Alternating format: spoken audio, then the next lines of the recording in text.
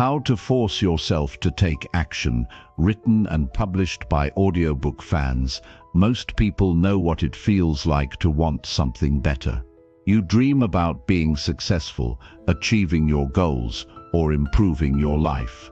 But there's often a big gap between what you want and what you actually do. You might struggle to take action, or even when you do, it feels like you hit a wall. It's frustrating, isn't it? You have the motivation, you know what you need to do, but somehow it's so hard to take that first step and keep going. Here's the thing, taking action isn't just about having motivation or waiting for the right moment.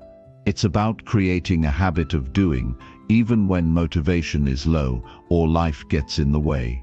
In this video, I'm going to show you how to force yourself to take action, no matter the situation. We're going to talk about the real steps you can take, the mindset shifts that make all the difference, and the habits that will turn those goals you dream about into reality. If you've ever caught yourself procrastinating or telling yourself, "I'll do it later," then this is for you. You can build the discipline to stop waiting for the perfect time and start making progress, even when it feels hard. I'll give you the practical advice and the mindset tools to help you take consistent action, starting today. By the end of this, you'll feel equipped to push past the excuses and get into action. You'll understand how small steps each day will build up into big results. It's not about doing everything perfectly, it's about showing up and doing something. Let's get into how you can take control and start making progress toward the life you've always wanted. Stick with me, because what you learn here could be the turning point in how you approach your future. Chapter 1. The Power of Discipline. Discipline is often misunderstood. Many people see it as a grueling task, something that takes away their freedom or forces them into a rigid, joyless existence. But when you truly understand discipline, you realize it's not something that holds you back, it's the very thing that propels you forward. It's the foundation for everything you want to achieve. Discipline is the path to freedom, the bridge between intention and action. It is the core of personal growth and success. Imagine your life without discipline. Picture yourself constantly being swept away by distractions, letting your impulses dictate your actions, and watching opportunities slip through your fingers. Without discipline, you live reactively. You wait for motivation to show up, and when it doesn't, you stay stuck. But with discipline, you create your own momentum. You move forward even when motivation is nowhere to be found. Discipline doesn't just show up when it's convenient, it's a commitment to doing what needs to be done, no matter what. At its core, discipline is about making choices. It's about deciding what you want most over what you want now. It's the quiet, consistent decisions you make every day that determine the direction of your life. When you wake up in the morning, discipline is the reason you get out of bed and do the work even when you'd rather stay under the covers. It's the reason you stay focused on your goals, even when distractions threaten to pull you in 1,000 different directions. Discipline is not about perfection, it's about commitment. It's about deciding, day after day, to do the things that will move you closer to your dream, no matter how uncomfortable or inconvenient. The first step in cultivating discipline is recognizing that it's a skill that can be developed.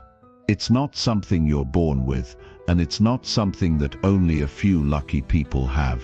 Discipline is a habit, and like any habit, it grows stronger the more you practice it. The truth is, you don't need to be perfect.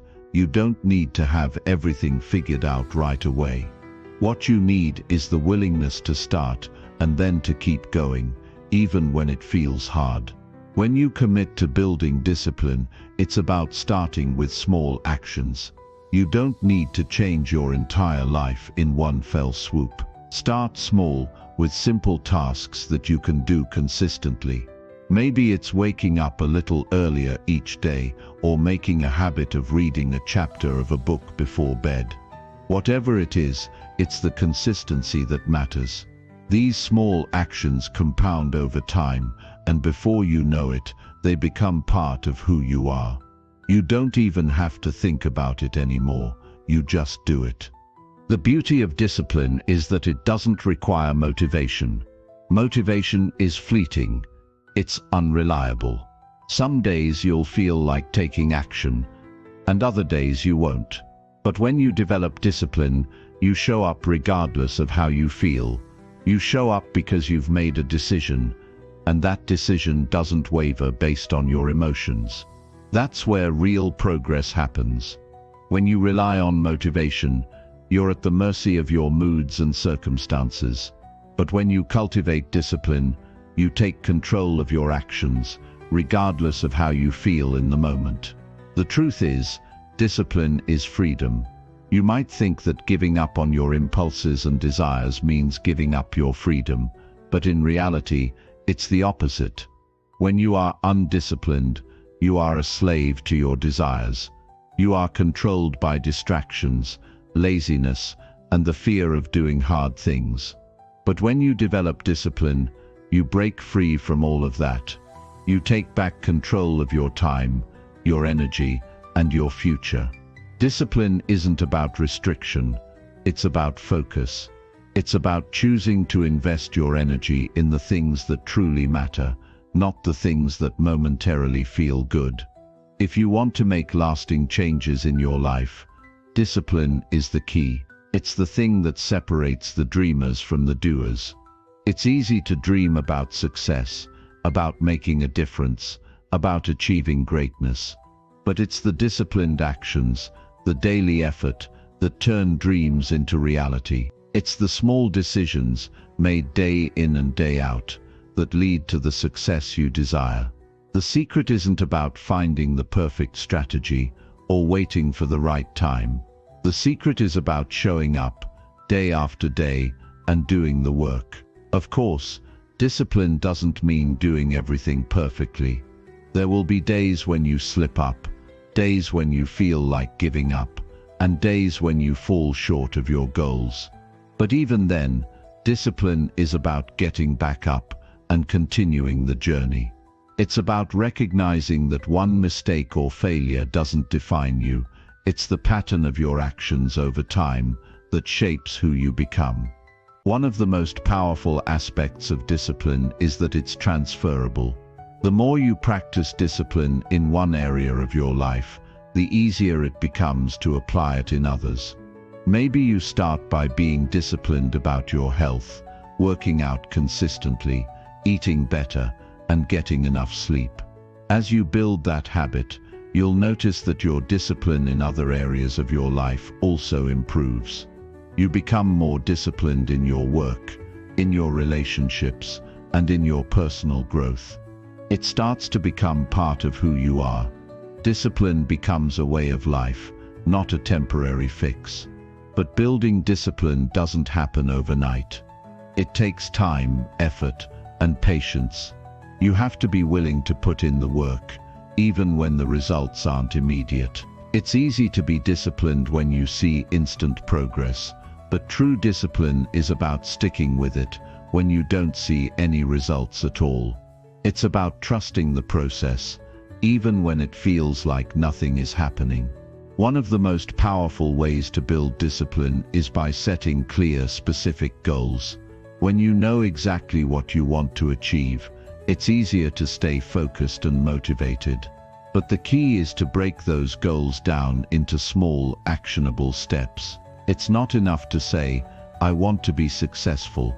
You need to know exactly what success looks like for you and what actions you need to take to get there. Discipline is all about executing those actions, even when you don't feel like it. Discipline also requires self-awareness.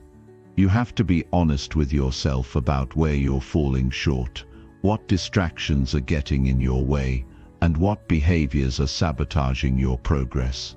Self-awareness allows you to adjust your actions and course correct when necessary. It's about learning from your mistakes, not letting them define you. It's about staying committed to your long-term vision, even when the short-term rewards aren't immediate. As you build discipline, it's important to remember that it's not about perfection, it's about progress. You're not going to be disciplined all the time, and that's okay. The goal is not to be perfect, it's to keep moving forward, even if it's just a little bit at a time. Discipline isn't about being rigid or controlling every aspect of your life. It's about making the decisions that align with your values and your goals. It's about consistently choosing actions that move you closer to the person you want to be. The beauty of discipline is that it's within your control. No one else can make you disciplined. It's a choice you make every day, and every time you choose discipline, you get closer to the life you want to live. So, the next time you find yourself tempted to procrastinate or give in to distractions, remember this: discipline is your path to freedom. It's the tool that will help you become the person you're meant to be, and the power to develop it lies in your hands. Chapter 2. Overcoming procrastination. It's not about time, it's about choice.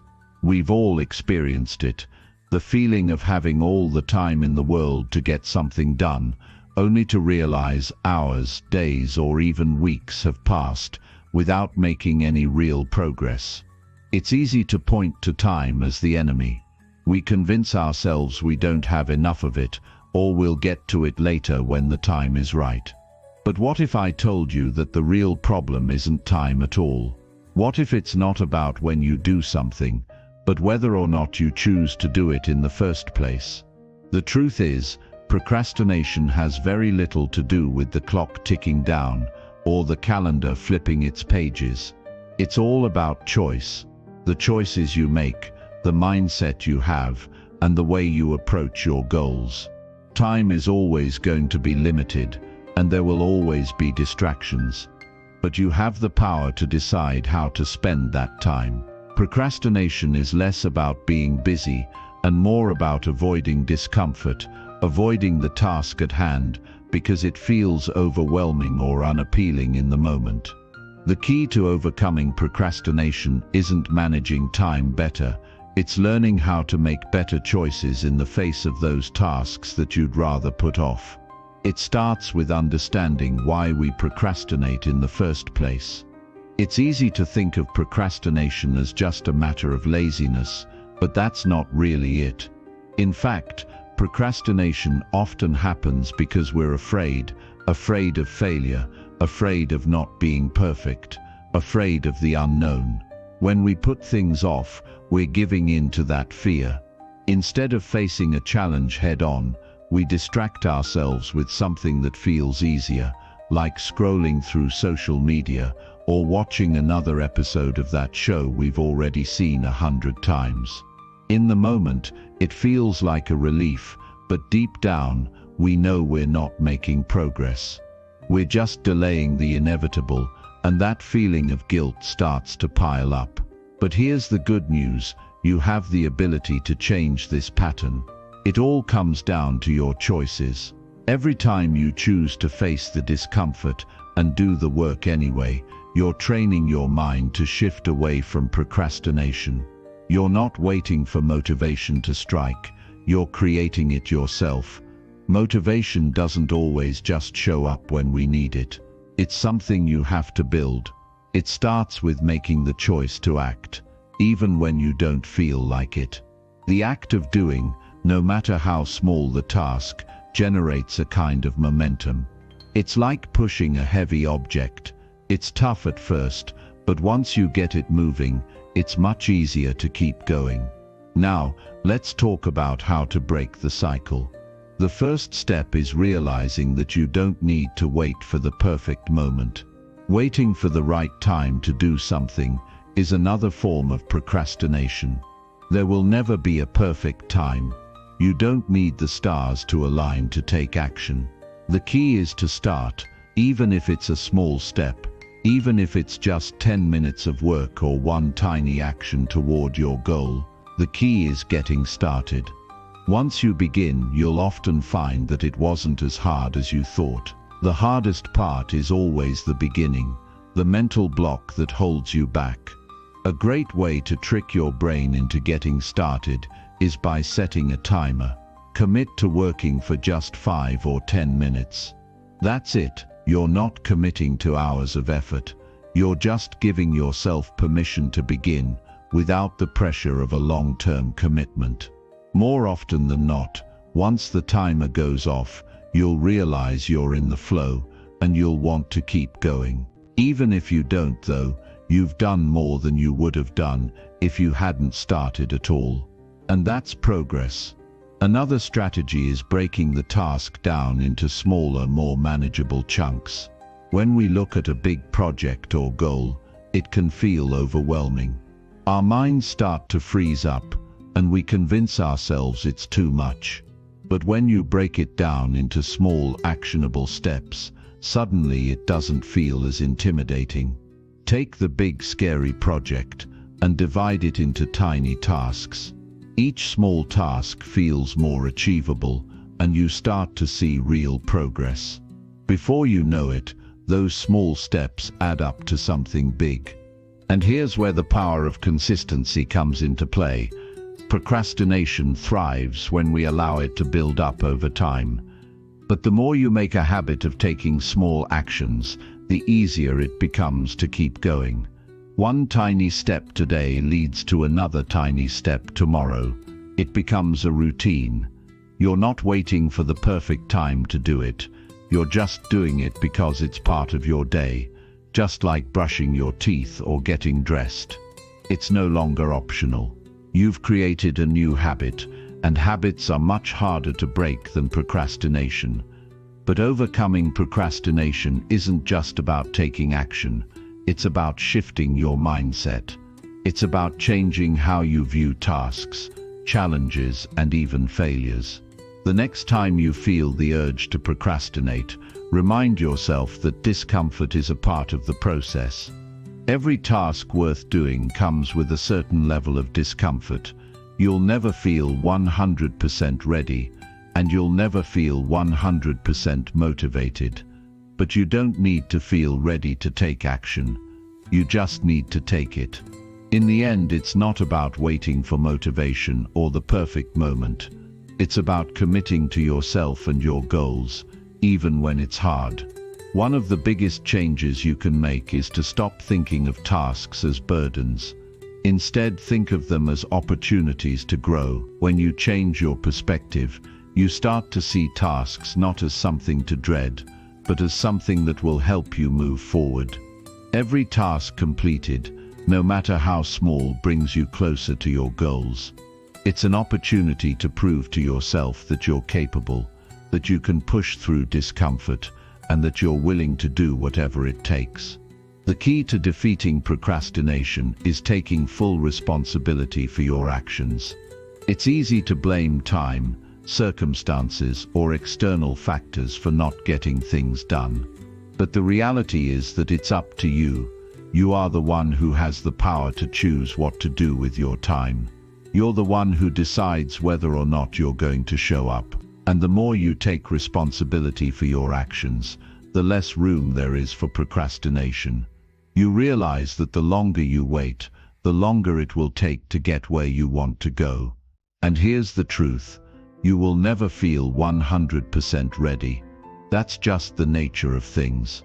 But you can make the choice to act anyway. The trick is to stop waiting for the perfect moment and start taking imperfect action. That's when you build momentum, and that's when change happens. It's not about finding time. It's about making time. Time doesn't magically appear, and it's never going to be easier than it is right now. Don't let procrastination steal your time away.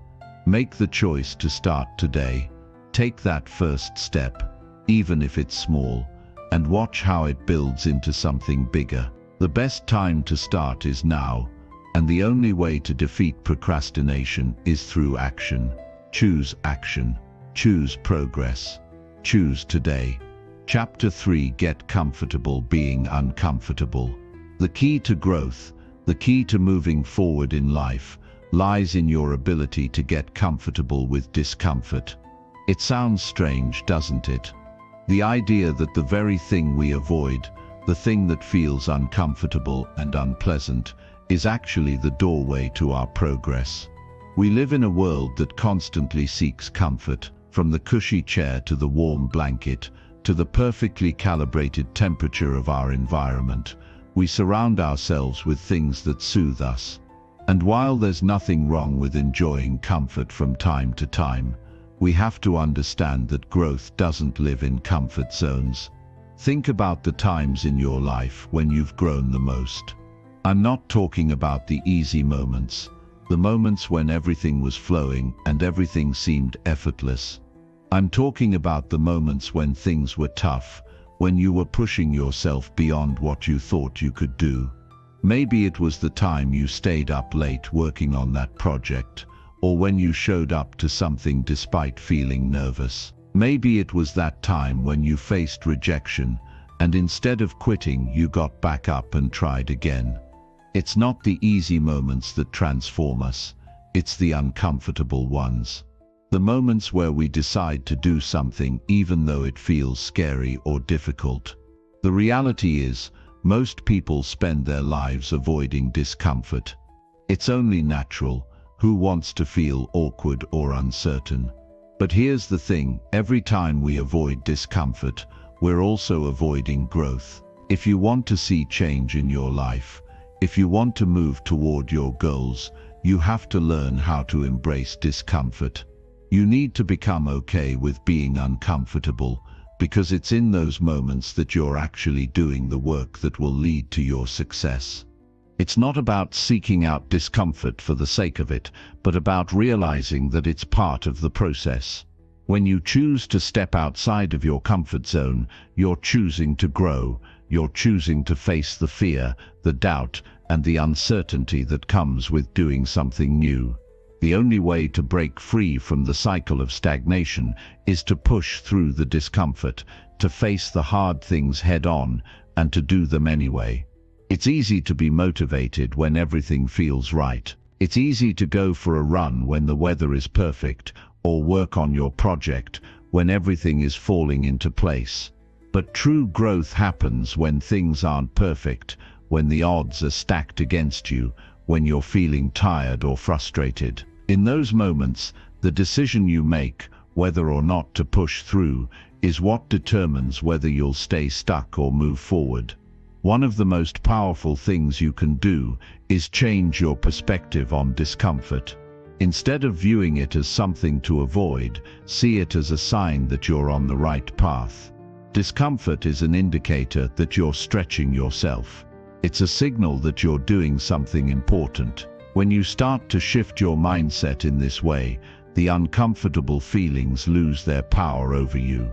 You stop seeing them as threats and start seeing them as opportunities. Every time you push through discomfort, you become stronger, more resilient, and more capable of handling whatever life throws at you. Let's talk about how to make that shift. The first thing you need to do is reframe how you view discomfort. Instead of running from it, lean into it. When you feel that knot in your stomach or that fear creeping up, understand that it's not a reason to back away. It's a sign that you're doing something meaningful. You're growing, and growth is often uncomfortable. That's where the magic happens. Start by identifying the areas of your life where you're avoiding discomfort. Maybe it's a difficult conversation you're putting off, a goal you've been avoiding because it feels too overwhelming, or a project you keep pushing to the back burner. Whatever it is, take a deep breath and acknowledge the discomfort. Then ask yourself, what's the worst that could happen? Usually when we break things down, we realize that the thing we're avoiding isn't as scary as it feels in our heads. Yes, it might be tough. Yes, it might challenge us. But it's not the end of the world. In fact, it's often the beginning of something much better.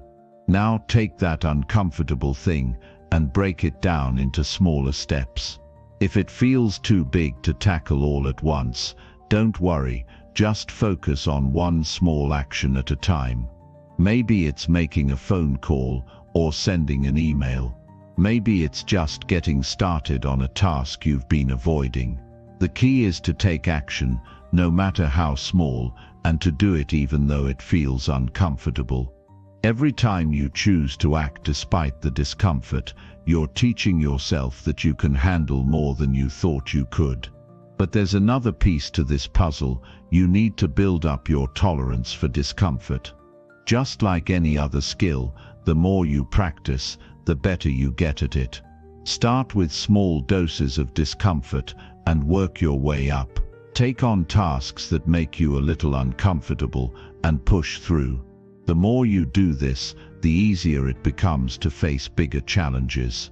It's like building muscle at the gym.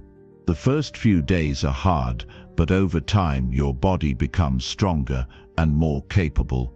The same goes for your ability to handle discomfort. The more you face it, the less it will hold you back. Here's something to keep in mind: discomfort doesn't last forever. In fact, it's often temporary. That feeling of unease will pass, but the growth you experience will last long after the discomfort fades. Think about it. How many times have you gotten through something difficult and looked back on it with pride? Maybe it was a tough workout that left you exhausted but feeling stronger, or a hard conversation that ultimately deepened your relationship. In those moments, the discomfort was temporary, but the rewards were lasting. Discomfort also teaches you resilience. Every time you push through, you strengthen your mental and emotional toughness. You prove to yourself that you can handle challenges, and you develop the confidence to take on even bigger ones in the future. Resilience isn't something you're born with, it's something you build by constantly facing discomfort and moving through it. The more you do it, the easier it becomes. Another important aspect of getting comfortable with discomfort is learning how to manage your emotions. It's natural to feel fear, anxiety, or self-doubt when you're faced with something challenging. But here's the secret: your emotions don't have to control you. You can acknowledge those feelings, but you don't have to let them dictate your actions. Just because you're feeling uncomfortable doesn't mean you can't keep moving forward. The key is to separate your feelings from your actions. You can feel scared and still take action. You can feel uncertain and still keep going. In the end, getting comfortable with discomfort is about realizing that it's not something to avoid. It's something to embrace.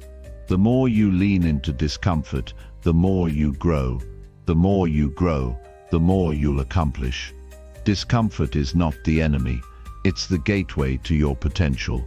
So the next time you feel that unease creeping in, don't run from it. Step toward it. Lean into it, because on the other side of that discomfort, you'll find the person you were always meant to be. Chapter 4: The Science of Momentum. Have you ever had those days when you feel like you're stuck in quicksand? You're moving, but it's slow, difficult, and the harder you try, the more exhausted you become. It's frustrating, right? On the flip side, have you ever had those days where you feel like you can't stop? Like once you take that first step, the momentum just kicks in, and you're off to the races. Things seem to flow effortlessly, and before you know it, you've accomplished more than you ever thought possible. The difference between these two scenarios isn't just luck or timing, it's momentum. Momentum is a powerful force, and once you understand how it works, you can harness it to propel yourself towards success, no matter how big or small the goal. So, what exactly is momentum?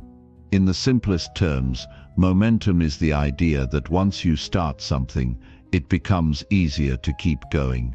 It's the same principle that applies when you push a heavy object. At first it takes a lot of effort to get it moving, but once it's in motion, it's much easier to keep it moving. This applies to everything from building good habits to achieving big goals.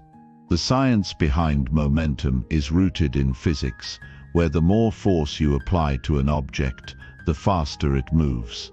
In our lives, the more action we take toward our goals, the more momentum we build, and the easier it becomes to keep pushing forward. The key to momentum is action. It doesn't matter how small the step is, just taking that first step is crucial. You see, our brains have a natural tendency to resist starting things.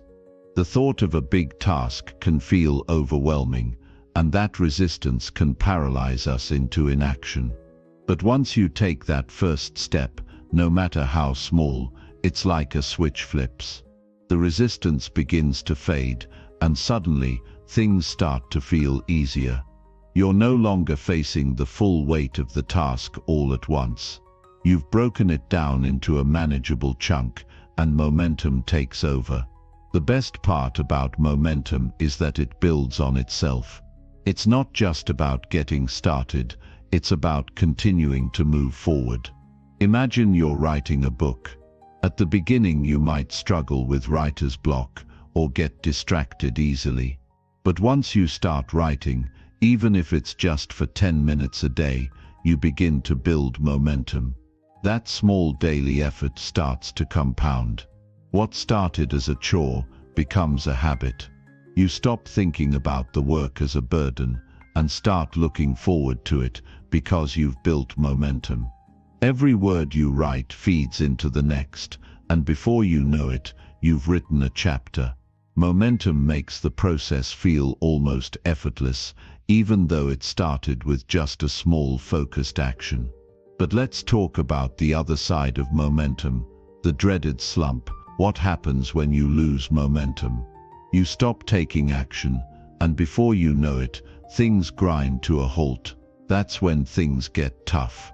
You've lost the flow, and it becomes harder and harder to get back into the groove. Losing momentum can feel like a setback, but here's the truth: it's not the end. The beauty of momentum is that it can be rebuilt, and it doesn't take as much effort as you might think. If you're finding yourself stuck, the first step is to just start again. Don't worry about how big or small the action is, just do something.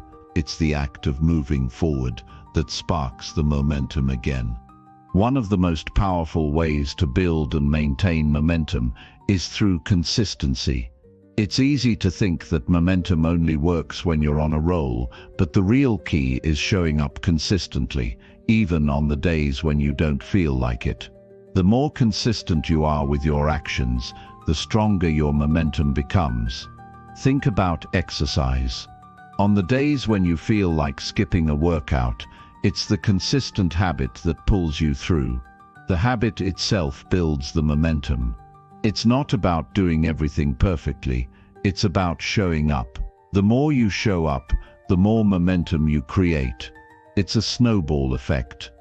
The more you do, the easier it becomes to do more. But what about those days when you feel like you just can't go any further? What about the days when the weight of everything feels too much, and you feel like you're just spinning your wheels? On those days, it's crucial to remember that momentum doesn't always mean going full speed ahead. Sometimes it means slowing down a bit and acknowledging where you are. It's important to honor your energy levels and give yourself permission to take breaks. Momentum is about continuous forward motion, not about running yourself into the ground. If you need to rest, rest. But don't break the chain. Don't let that small setback stop you from moving forward in whatever way you can. Another way to create lasting momentum is by setting up systems that work for you. This means building routines and structures that make it easier to take action consistently. For instance, if you want to build the momentum of a healthy lifestyle, set yourself up for success by creating systems. Meal prep on Sundays. Set out your gym clothes the night before. Make a habit of scheduling your workouts, like appointments. These systems reduce friction and make it easier for you to act. The less effort it takes to start, the more likely you are to keep going. This is how momentum becomes a natural part of your life. It's not something you have to force, it's something you create through consistent, intentional action. Another aspect of momentum is celebrating small wins along the way. Every step forward, no matter how small, should be acknowledged. When you're working toward a big goal, it's easy to get caught up in the end result, but it's the small victories that keep the momentum going. Celebrate each milestone, whether it's finishing a chapter of a book or getting through a tough workout. Acknowledge your progress. This reinforces the idea that action leads to results, and that fuels further action. Momentum is contagious. It grows as you recognize it, as you reward yourself for making progress. Let's also talk about something a bit deeper. Belief. Your belief in your ability to create momentum is a huge part of making it happen. If you don't believe that small actions can lead to big results, it's easy to get discouraged and lose steam. But once you start to see that the little steps add up, it builds your confidence. It builds your belief in yourself. The more you take action, the more you'll see what's possible, and that belief becomes a powerful force that propels you even further. Finally, let's consider the power of starting small. Sometimes we think that to build momentum, we need to dive in head first with a massive task, but that's not always the case. Small, manageable actions are the perfect way to get started. Starting small doesn't mean starting weak, it means starting smart. You don't need to make huge leaps. You just need to make that first move, and the rest will follow. Momentum is a cumulative force, and every small step you take adds to it. When you understand momentum and how it works, you realize that the hardest part of any task isn't the work itself. It's starting. Once you begin, you tap into an energy that propels you forward. Momentum is what gets you out of bed when you'd rather stay under the covers. It's what keeps you going even when you feel like quitting. The science of momentum is real, and once you learn to harness it, you'll be unstoppable. The secret isn't waiting for motivation to find you, it's about taking that first step, building on it, and allowing the momentum to carry you toward your goals. Keep moving, keep pushing, and watch as your momentum carries you further than you ever thought possible. Chapter 5: Harnessing the Power of Visualization. It's not just some woo-woo feel-good idea. It's a technique that has been used by top athletes, successful entrepreneurs, and high achievers for decades. When you truly understand the power of visualization and learn how to use it effectively, you'll find that it can unlock doors you didn't even know were there. At its core, visualization is about mentally rehearsing the actions and outcomes you want to achieve. It's not about wishful thinking or imagining something happening without doing the work. It's about creating a clear mental image of your desired outcome and then aligning your actions with that vision. The brain doesn't differentiate between something vividly imagined and something that's actually happening. So when you visualize yourself succeeding, your brain begins to wire itself to make that success a reality. In essence, you're training your mind to see opportunities, develop resilience, and move toward your goals with confidence. Let's break this down a bit further. Imagine you're an athlete preparing for a big game or competition. You can't always practice in real life every single moment of the day, but by visualizing yourself performing at your best, your brain becomes conditioned for success. You can picture yourself running that perfect race, executing every move with precision, or even handling the pressure with grace. The more you visualize, the more you prepare yourself for success. The mind begins to believe that these actions are possible, which boosts confidence and primes you for the real thing. But visualization isn't limited to athletes. This technique can be used in virtually any area of life, whether it's starting a business, making a career change, or improving relationships. The key is to picture yourself already in the place where you want to be. Imagine yourself achieving your goals with all the sights, sounds, and emotions that would come with it. What does success look like for you? What does it feel like to be in the exact spot you've been working so hard for? This is more than just daydreaming. It's about creating a blueprint for success in your mind that your actions can follow.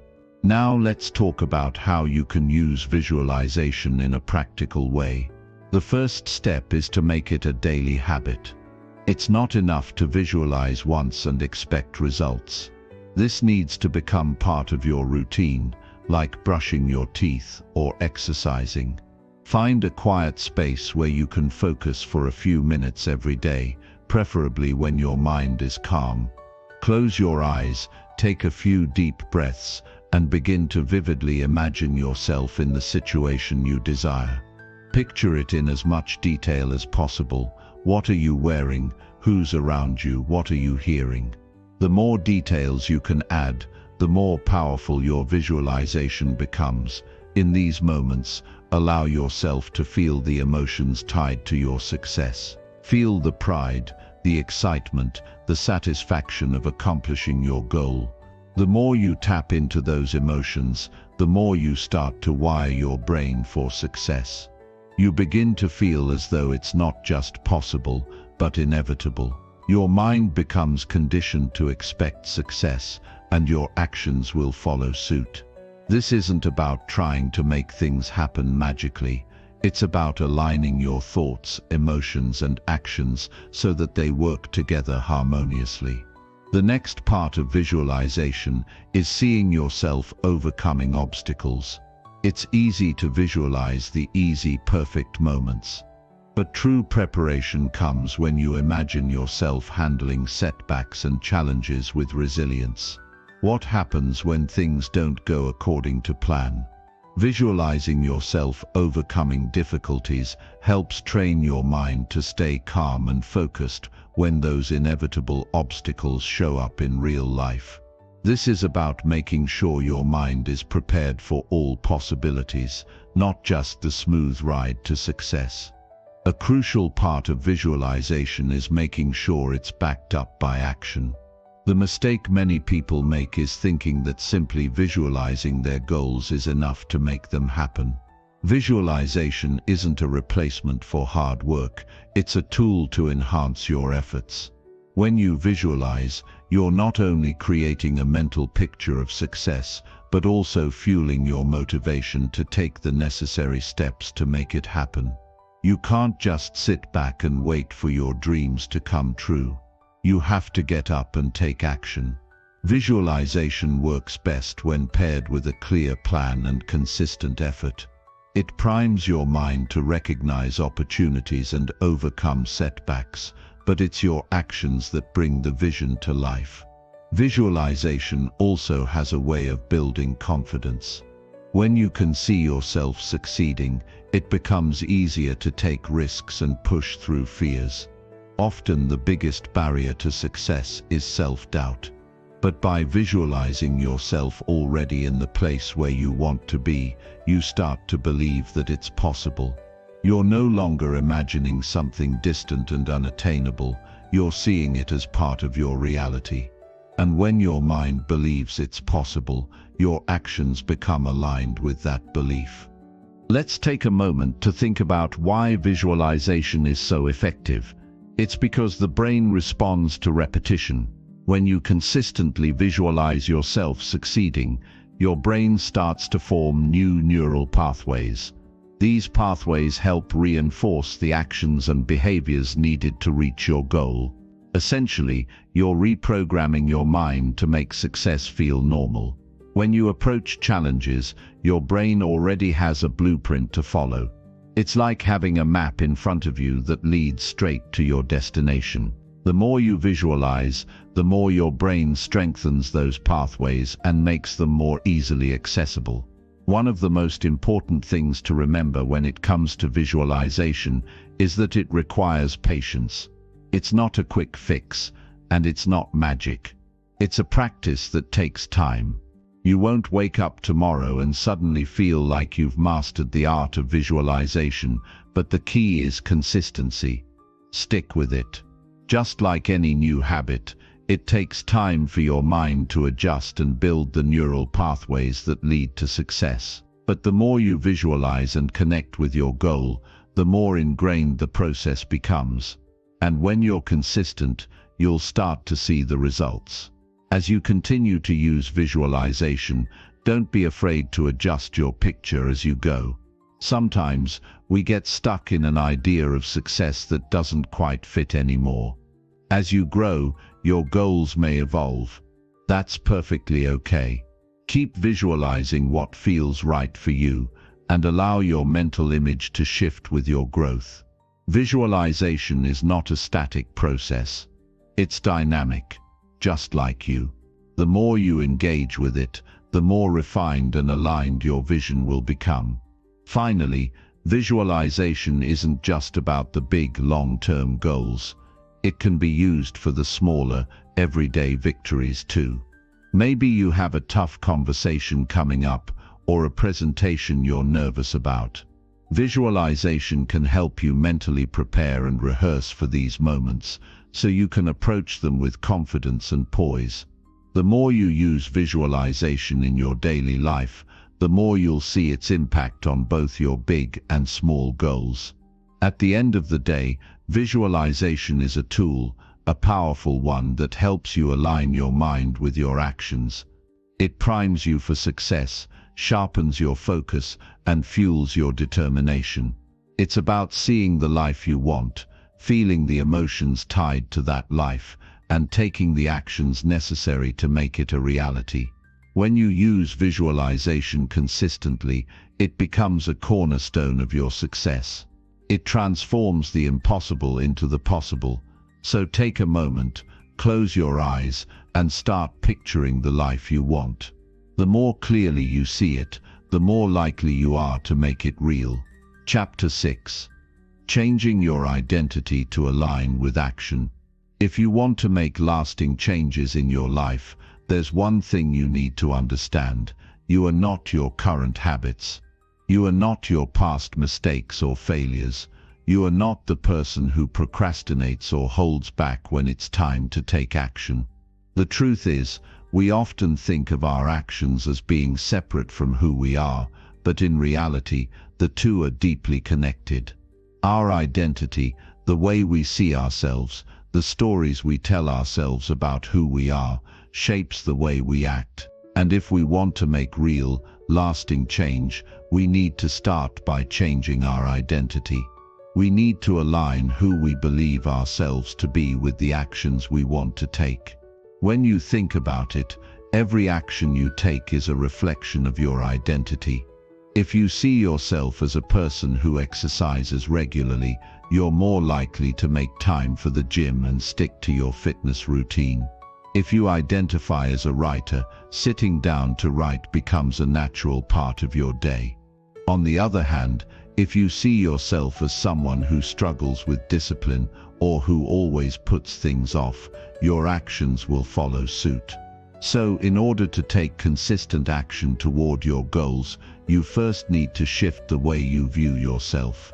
One of the most common reasons people don't take action is because they feel like they're just not the kind of person who does the things they want to do.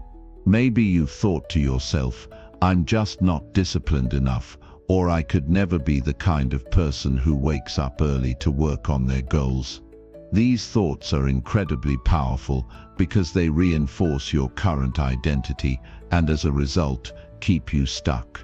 But what if you could change that? What if you could start to see yourself as the kind of person who takes action, who pushes past resistance, and who gets things done? That shift in identity could be the catalyst you need to start taking consistent, meaningful action. The key to making this shift is to start small. It doesn't happen overnight, but it's possible if you take the right steps. Think about a person who wants to get fit, but has never worked out regularly before. If they start by identifying themselves as someone who's out of shape and not athletic, they're going to struggle to get started. But if they begin by telling themselves, "I'm the kind of person who takes care of my health," they're beginning to adopt a new identity. And once that shift happens, it becomes easier to take actions that align with that identity. Maybe they start with a short walk or a simple home workout. At first it might feel uncomfortable or foreign, but as they continue, their identity as a healthy person becomes more solidified. It's no longer about forcing themselves to take action, it's simply who they are. The same principle applies to every area of your life. If you want to be more productive, you need to start seeing yourself as a productive person. If you want to be more creative, you need to start identifying as a creative person. When you start to view yourself through the lens of your desired outcome, your behavior will begin to change to match. It's a powerful way to take control of your actions and make progress toward your goals. But changing your identity isn't as simple as just saying, "I'm a disciplined person," and hoping it will stick. It takes consistency. It takes practice. It takes showing up for yourself every day, even when it's hard. It's about proving to yourself that you are the person you want to be through your actions, not just your words. Every time you take action in alignment with your new identity, you reinforce it. And with each action you make it stronger. Eventually it becomes second nature. This process also involves letting go of the limiting beliefs that have held you back in the past. If you've spent years telling yourself that you're not good enough or that you'll never be successful, that's the identity you've been operating under. But those beliefs are just stories you've been telling yourself, and they can be rewritten. You have the power to let go of the old narrative and replace it with a new one that supports your growth and your ability to take action. One of the most effective ways to change your identity is through repetition. The more you show up and take action, the more you prove to yourself that this new identity is real. The key is consistency. It's not about being perfect, it's about being persistent. It's about creating small wins that build up over time. As you start to consistently take action, you'll find that your old self-image starts to shift. You begin to see yourself as someone who gets things done, who takes initiative, and who doesn't wait for motivation to show up before taking action. But there's a deeper level to this process. Changing your identity isn't just about shifting your thoughts and actions, it's about shifting your core beliefs. At the heart of it, you need to believe that you are worthy of success, that you have the ability to achieve your goals, and that you are capable of taking the actions necessary to get there. If you don't believe these things at a deep level, your actions will always be in conflict with your true beliefs. That's why it's so important to work on both your thoughts and your beliefs, because they are the foundation of your identity. You might be wondering, how do I actually change these beliefs? The first step is to become aware of them. Pay attention to the stories you tell yourself about who you are and what you're capable of. Are they supportive of your goals, or are they holding you back? Once you identify the limiting beliefs, you can begin to challenge them. Ask yourself, is this belief really true? Where's the evidence for it? What's another way I could think about this? As you start to question these old beliefs, you can replace them with new, empowering ones that align with your desired identity. It's also helpful to surround yourself with people who support your growth and who can help you see yourself in a new light. If you're surrounded by people who reinforce your old identity, people who say, "You've always been like this," or "You can't change now," it becomes much harder to shift. But if you surround yourself with people who believe in your potential and encourage you to take action, it becomes easier to adopt that new identity for yourself. Another powerful tool in shifting your identity is visualization. When you close your eyes and picture yourself as the person you want to become, you're sending a powerful message to your subconscious mind. Visualization helps you feel the emotions tied to your new identity, which makes it easier to step into that identity in real life. The more vividly you can imagine yourself as the person you want to be, the more real it becomes to you. Visualization is like a mental rehearsal, where you practice being the person you want to become before you actually step into that role in real life. As you begin to shift your identity, it's important to stay patient with yourself. Changing your self-image takes time.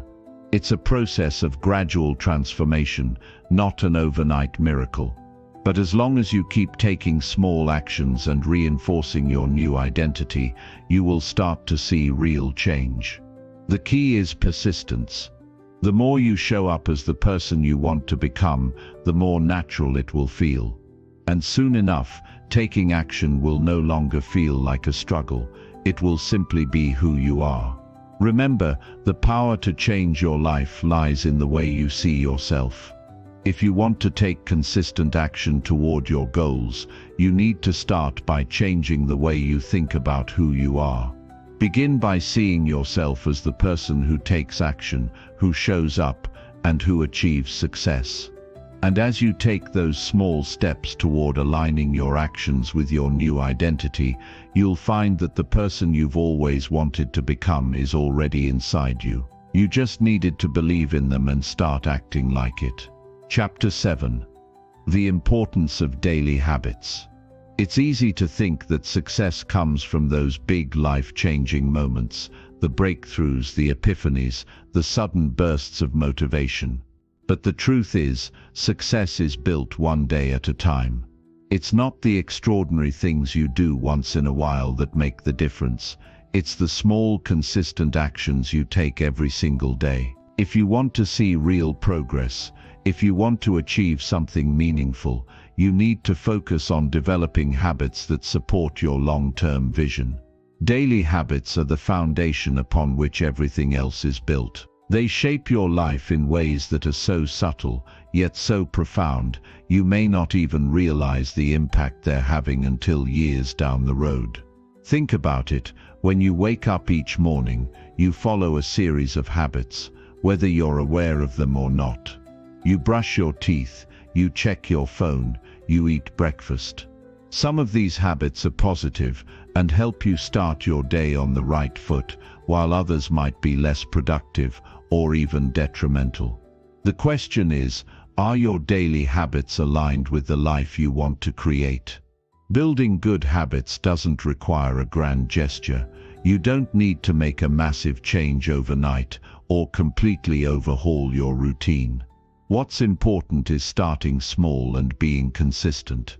In fact, trying to do too much at once can backfire. It's better to focus on one small habit at a time and stick to it than to overwhelm yourself with a long list of changes you can't maintain. The beauty of habits is that once they're in place, they become automatic. You no longer have to think about them. They just happen. And over time, those small automatic actions compound, leading to big results. It's tempting to believe that the big move is what makes all the difference, but it's the steady progress made through daily habits that will get you there. Consider someone who wants to improve their fitness.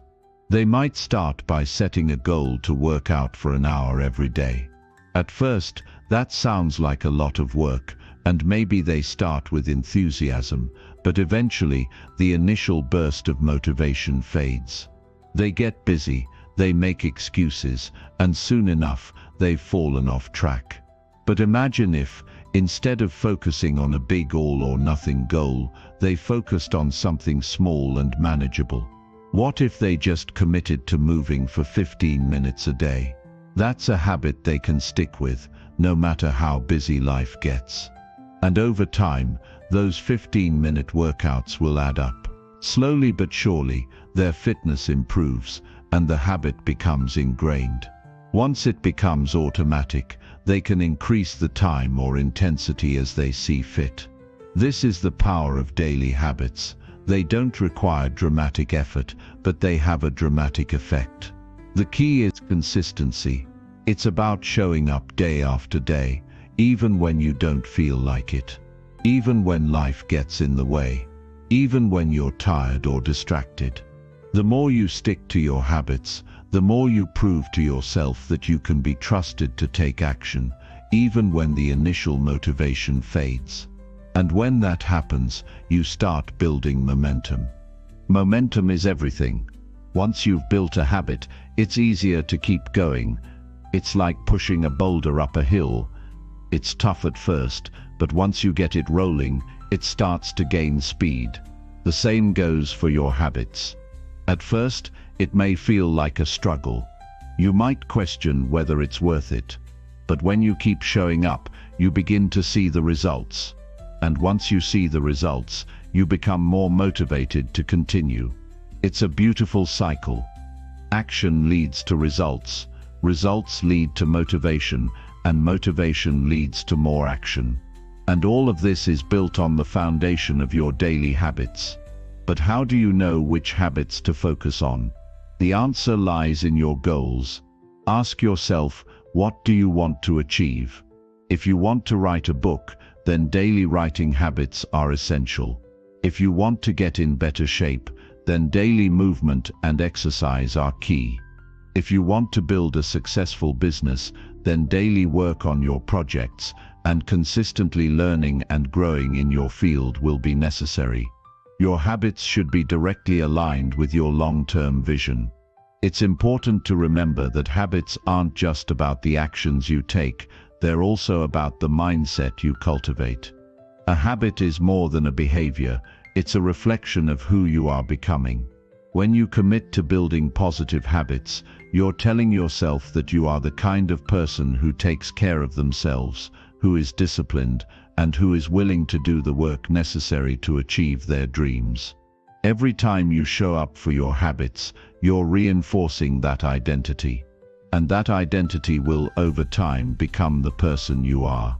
Another powerful aspect of daily habits is their ability to help you overcome resistance. We all face resistance when it comes to taking action. Whether it's fear, procrastination, or just plain laziness, the urge to avoid doing the work is always there. But when you have a habit in place, it's much easier to push through that resistance. Why? Because you're not thinking about whether or not you feel like doing it. You're simply showing up and doing it because it's part of your routine. Habits remove the need for decision-making. They take away the mental energy required to talk yourself into taking action. When you make your habits automatic, you don't have to rely on motivation or willpower to get started. You just do it. But what if you don't feel like doing your habits some days? What if life gets in the way, or you're just feeling drained? It's important to allow yourself some flexibility. Not every day will be perfect. There will be days when you miss a workout, skip a writing session, or don't get as much done as you hoped. That's okay. The key is not to let those days derail your progress. If you miss a day, don't beat yourself up. Just get back on track the next day. The real power of habits lies in their consistency over time, not in your ability to be perfect every single day. When you're building habits, it's also crucial to celebrate the small wins. Every time you stick to your habits, no matter how small the action, you've achieved something. Give yourself credit for showing up and doing the work. This positive reinforcement will help you stay motivated and build momentum. And over time, you'll start to see how the small habits you've developed are contributing to your larger goals. Building daily habits is a journey, and it's a journey that requires patience. It's easy to want instant results, but the most meaningful progress happens slowly and steadily. It's about the process, not the outcome. And if you focus on the daily habits that are aligned with your goals, and you show up for them day after day, you'll be amazed at how far you can go. Small actions, repeated consistently, create massive results. So start with one small habit today and keep building on it. And before you know it, those habits will become the foundation of the life you've always dreamed of. Chapter 8. Breaking the chains of self-doubt. Self-doubt is a quiet enemy, creeping into our thoughts when we least expect it. It shows up when we're about to take on something new, when we're about to step outside of our comfort zones, or when we face failure or rejection. It tells us that we're not good enough, not worthy, not capable of achieving our goals. It's a voice that constantly undermines our potential and keeps us from moving forward. But here's the truth. Self-doubt is not who you are. It's simply a habit of thinking that you can unlearn. And once you break free from it, you'll realize just how much more you're capable of than you ever imagined. First, let's be clear about one thing. Self-doubt is completely normal. Everyone feels it at some point. Whether you're an entrepreneur, an artist, a student, or anyone with big dreams, self-doubt will try to convince you that you're not cut out for success. It's part of the human experience. But that doesn't mean it has to control your life. In fact, the key to overcoming self-doubt is realizing that you don't have to eliminate it entirely. It's not about being 100% confident all the time, because that's unrealistic.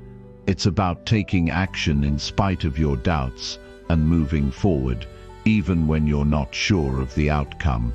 Self-doubt often comes from fear. The fear of failure, the fear of making mistakes, the fear of judgment from others. We're conditioned to worry about what people think, to fear the possibility of not measuring up. But here's the thing about fear. It's usually much more powerful in our minds than it is in reality. When you confront your fear, when you face it head-on, you'll often find that the things you feared weren't as terrifying as you thought. In fact, many of the most successful people in the world have learned to embrace fear as a sign that they're pushing beyond their limits. It's a sign that they're growing, evolving, and taking on new challenges. The first step to breaking the chains of self-doubt is to recognize that it's not a reflection of your abilities, it's just a thought. And like any other thought, you have the power to change it. Instead of letting your doubts dictate your actions, begin to challenge them. When you catch yourself thinking, "I'm not good enough for this," or "I'll never be able to do it," pause for a moment. Ask yourself, is this thought really true?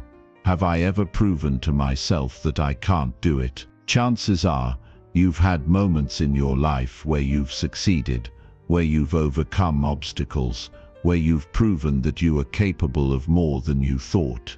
Those moments are the evidence that self-doubt is nothing more than a story you're telling yourself. You don't need to wait for self-doubt to disappear completely before you take action. In fact, you'll find that the more you take action in spite of your doubts, the less power they have over you. Every time you push through your fear and do the thing you're afraid of, you weaken the grip that self-doubt has on you. You create a new belief in yourself that you can handle whatever comes your way. And as you continue to take action, you'll start to see results. Those results, no matter how small, will begin to shift your mindset. The more you experience success, the more your self-doubt will shrink, because you'll have proof that you are capable. Another powerful way to break free from self-doubt is to shift your focus from the outcome to the process. Often, we doubt ourselves because we're so focused on the end result, on the idea of success or failure. But what if we shifted our focus to the daily actions we can take? What if we just committed to showing up, doing the work, and letting go of the need to control everything? When you focus on the process, you release the pressure to get everything right. You stop worrying about whether you'll succeed or fail, and instead, you just focus on taking one step at a time. In order to shift your focus, it's also important to develop a growth mindset. A growth mindset is the belief that your abilities are not fixed, that you can always improve, learn and grow. This mindset is the antidote to self-doubt because it encourages you to see challenges as opportunities for growth rather than threats to your self-worth. With a growth mindset, failure becomes a stepping stone, not something to fear. It's simply part of the learning process. And when you embrace this mindset, you'll stop doubting yourself and start seeing every setback as an opportunity to learn and improve. Building confidence is another crucial part of overcoming self-doubt. Confidence doesn't come from waiting for the perfect moment or the perfect conditions. It comes from taking action and proving to yourself that you are capable. When you take small, consistent steps toward your goals, you build trust in your ability to succeed. Each time you follow through on your commitments, you reinforce the belief that you can do hard things. And over time, this builds momentum. Confidence is like a muscle. You have to exercise it regularly in order for it to grow stronger. One of the most effective ways to build confidence is to surround yourself with positive influences. The people you spend time with can have a huge impact on your mindset. If you're constantly surrounded by negative or critical people who feed into your self-doubt, it's much harder to break free from those chains. On the other hand, if you surround yourself with people who uplift you, encourage you, and believe in your potential, you'll find that your confidence grows. Seek out mentors, friends, or communities that support your growth and remind you of your strengths. It's also helpful to practice self-compassion. We often criticize ourselves when we fall short or make mistakes, but that only reinforces the cycle of self-doubt. Instead, treat yourself with kindness and understanding. Recognize that you're human and that it's okay to stumble along the way. The key is to learn from those moments, not to beat yourself up for them. When you practice self-compassion, you'll find that you're more resilient and less likely to be bogged down by self-doubt. Ultimately, breaking the chains of self-doubt comes down to taking action. Every time you take action, even in the face of fear, you show yourself that you are capable. You begin to shift your mindset from one of doubt to one of belief. And as you continue to take consistent action, you'll find that self-doubt no longer has the same power over you. It may still show up from time to time, but you'll know how to move through it. You'll know that it's just a passing thought, not a reflection of your true potential.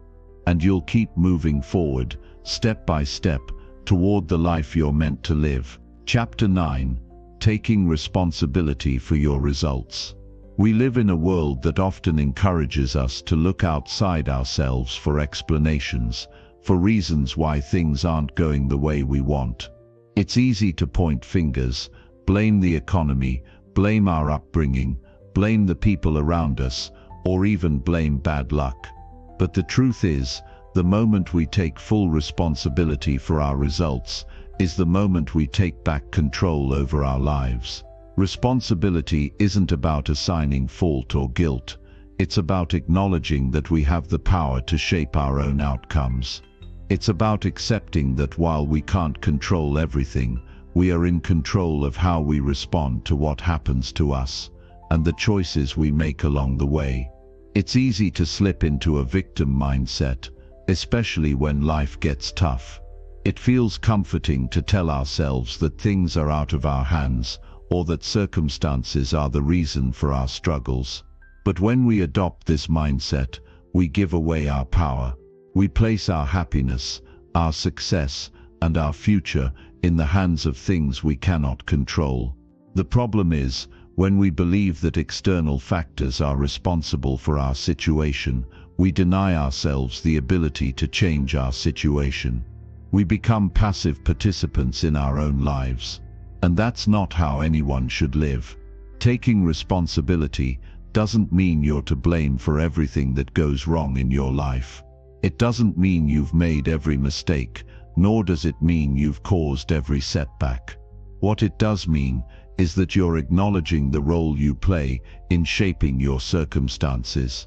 You're recognizing that your actions, your choices, and your mindset all contribute to the results you get. Even if something is outside your control, your reaction to it is always your choice. You can choose how you respond to challenges, how you learn from setbacks, and how you continue to push forward. Taking responsibility gives you the power to shape your future, instead of letting your past control you. One of the most powerful shifts you can make is to stop blaming others for where you are in life. Sure, other people may have played a role in your circumstances, whether it's your upbringing, your job, or the relationships you're in, but at the end of the day, it's up to you to decide how you want to respond. If you continue to blame others, you're essentially giving them the power to control your life. And that's not a position of strength. But when you take ownership of your results, you place yourself back in the driver's seat. You acknowledge that you can't change the past, but you can certainly change the future with the actions you take right now. This is the mindset of someone who is committed to self-improvement and success. They own their results, good or bad. They don't wait for someone else to fix things for them, nor do they make excuses for why things aren't working out. They look at each situation and ask themselves, what can I do differently? What action can I take today to move me closer to where I want to be? This is where true power lies, in the ability to choose what happens next. For many people, the most difficult part of taking responsibility is acknowledging the ways in which they've been passive or complacent. It's not always easy to admit that we've been part of the problem, or that we haven't been doing all we can to improve our situation. But self-awareness is the key to change. When you take an honest look at your life, you can begin to see the areas where you've been holding yourself back. Maybe you've been avoiding difficult conversations or letting fear stop you from pursuing your goals. Maybe you've been procrastinating or making excuses about why now isn't the right time to take action. It's painful to admit these things, but doing so is the first step toward taking full responsibility for your results. And once you've recognized where you've been holding back, you can begin to take action to change it. Taking responsibility also means you need to stop waiting for the perfect circumstances to take action. It's easy to think that if only things were different, if only you had more time, more money, or a different job, then you could start making progress. But the truth is, the perfect time never comes. There will always be challenges, distractions, and obstacles. But rather than waiting for everything to align perfectly, take responsibility for the resources you have right now. You have time, even if it's just a few minutes here and there. You have talents, experiences, and strengths that can be leveraged today. Stop waiting for permission or for the right moment.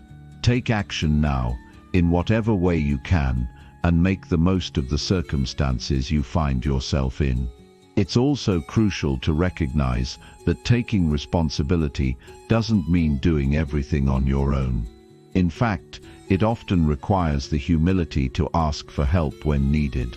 This doesn't diminish your power, it enhances it. No one achieves success in isolation. You need to surround yourself with the right people, those who inspire you, challenge you, and support you along the way. Taking responsibility means seeking out the help you need to grow, whether it's through mentorship, education, or collaboration. Don't let your ego stand in the way of your progress. If you need help, ask for it. That's part of taking ownership over your journey. The beauty of taking responsibility for your results is that it empowers you to make real, lasting change. When you stop looking outside of yourself for answers and start looking inward, you begin to realize how much power you truly have. You can't change the things that happen to you, but you can change how you respond to them. You can choose your attitude, your actions, and your perspective. You can decide whether you let obstacles define you or whether you let them fuel your growth. When you take responsibility, you own your power to create the future you want. It's in your hands. But it's not always easy. There will be times when it feels overwhelming or when the results aren't coming fast enough. There will be moments of doubt, frustration, and fear, and in those moments, it's easy to fall back into the habit of blaming external factors. But if you commit to taking responsibility, you'll find that the strength to keep going comes from within. When you know that you are the one in control of your life, even the hardest moments become opportunities for growth. Challenges don't have the power to stop you. You do. So start today. Take responsibility for where you are right now, and take ownership of where you want to go. Acknowledge the choices you've made, both good and bad, and realize that you are always in control of what happens next. Don't wait for someone else to fix things. Don't blame circumstances or the people around you. Instead, take charge. Your future is waiting for you, and it's yours to shape. Every action you take today is one step closer to the life you want. It's time to stop waiting and start doing. Take responsibility for your results and watch your life change. Chapter 10. Building resilience through rejection. Rejection can feel like a personal attack. When you put yourself out there, whether it's for a job, a relationship, or an idea you believe in, and you get turned down, it can sting. It can make you question your worth, your abilities, and even your entire path in life. But here's the thing: rejection isn't the end. In fact, it's often the beginning of something even better. Rejection is not something to fear, but something to embrace. It's a powerful tool that, when approached with the right mindset, can help you build resilience and become stronger than ever. Think about it. Every person you admire, every successful person, has faced rejection in some form. It's part of the process. The most successful people didn't get to where they are without experiencing setbacks, challenges, and countless rejections. The difference between those who succeed and those who give up is how they respond to rejection. The successful ones don't let it define them. They use it as fuel to keep moving forward, to improve, and to push even harder toward their goals. The first step in building resilience through rejection is to understand that rejection is not a reflection of your worth. It's easy to take rejection personally, to let it affect how you view yourself. But the truth is, rejection often has nothing to do with you at all. It's about timing, fit, circumstances, or simply the fact that the other person or opportunity wasn't the right one for you. When you start to separate your sense of self-worth from the outcome, rejection becomes just another part of the journey. It's not an indicator of failure. It's an opportunity to learn, grow, and refine your approach. Rejection is also a reminder that we are all human. No one is immune to it. Everyone, at some point, faces rejection. The key is to not let it discourage you or stop you from trying again. The world's most successful people have all faced rejection, but they've learned how to use it as a stepping stone to greater things. Michael Jordan, for example, was cut from his high school basketball team. J.K. Rowling's first Harry Potter book was rejected by 12 publishers before it found its home. Steve Jobs was fired from his own company. The stories of rejection are endless, and yet they're all stories of people who refused to let rejection define their future. They understood that rejection was not the end, but a necessary part of the journey. The next step in building resilience through rejection is to reframe your perspective. Instead of seeing rejection as a failure, try to see it as a learning experience. When you get rejected, ask yourself what you can learn from it. What could you have done differently? What could you improve? This doesn't mean beating yourself up or being overly critical. It's about constructive reflection.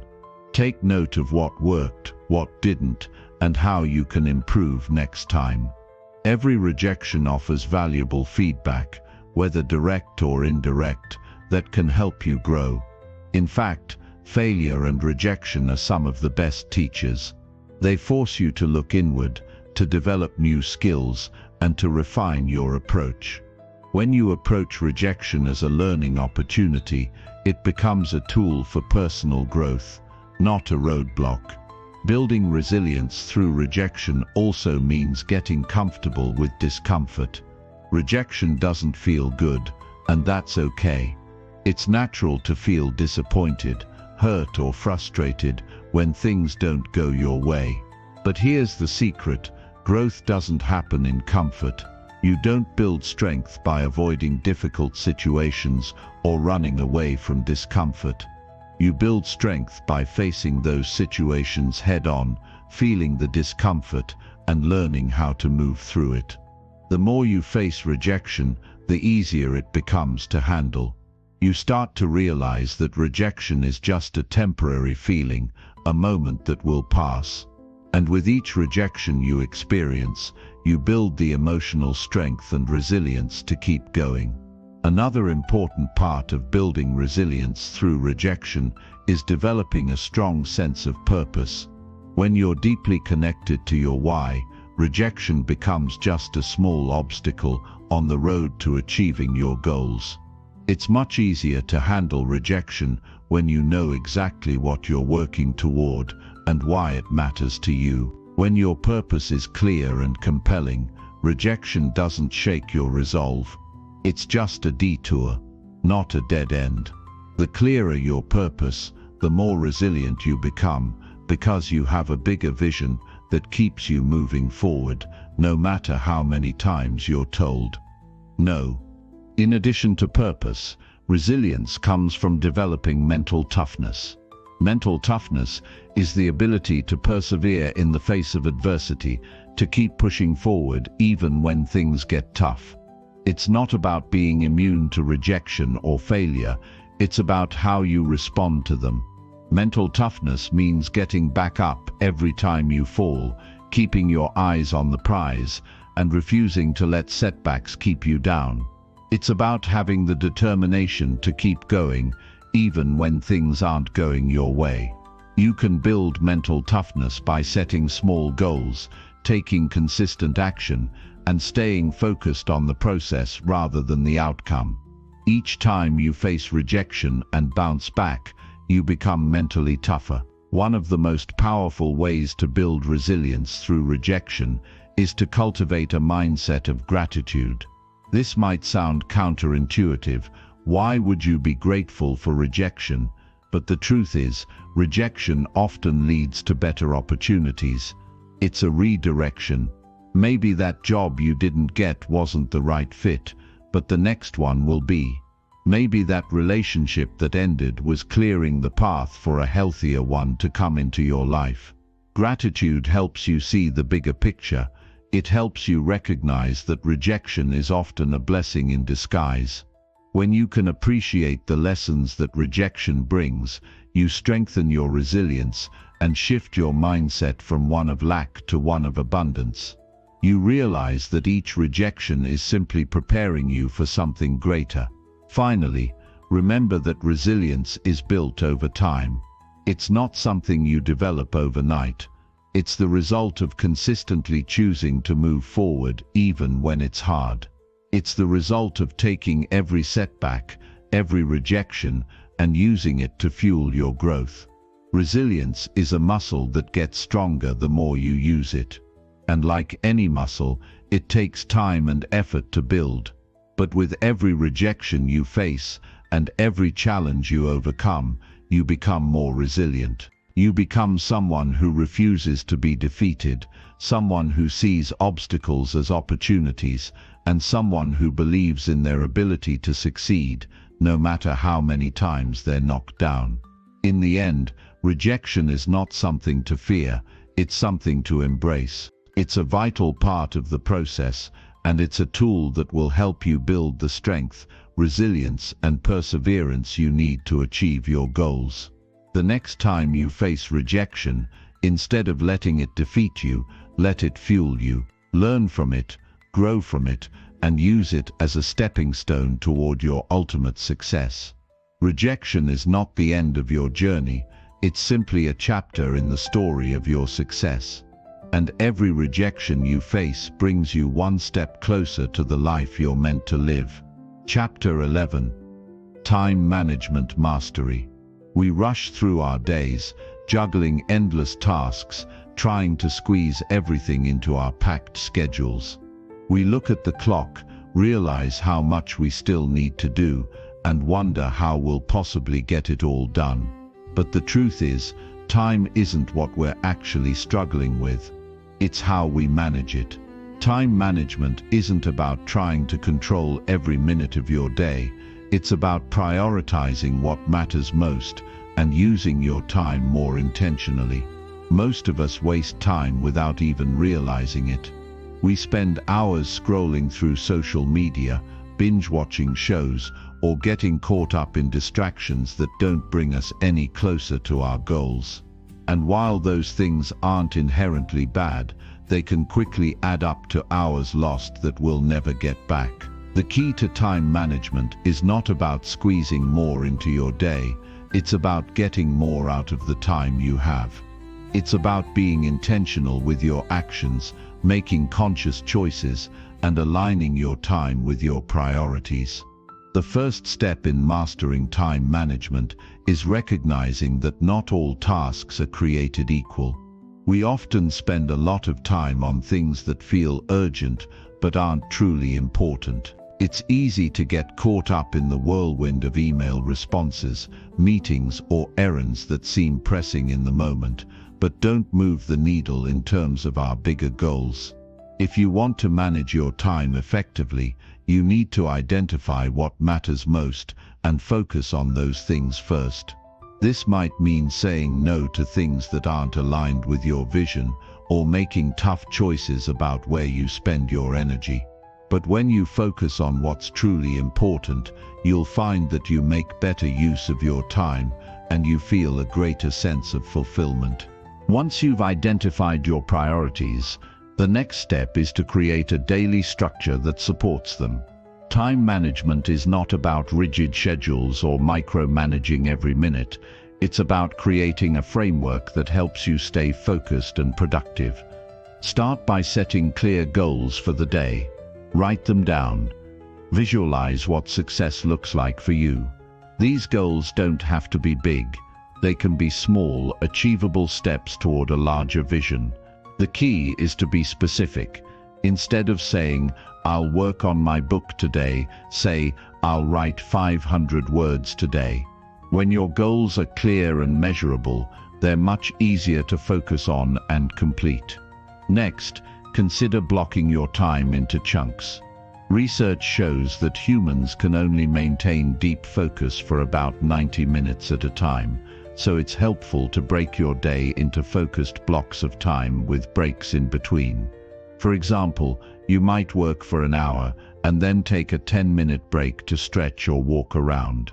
This not only prevents burnout, but it also keeps your mind sharp and ready for the next task.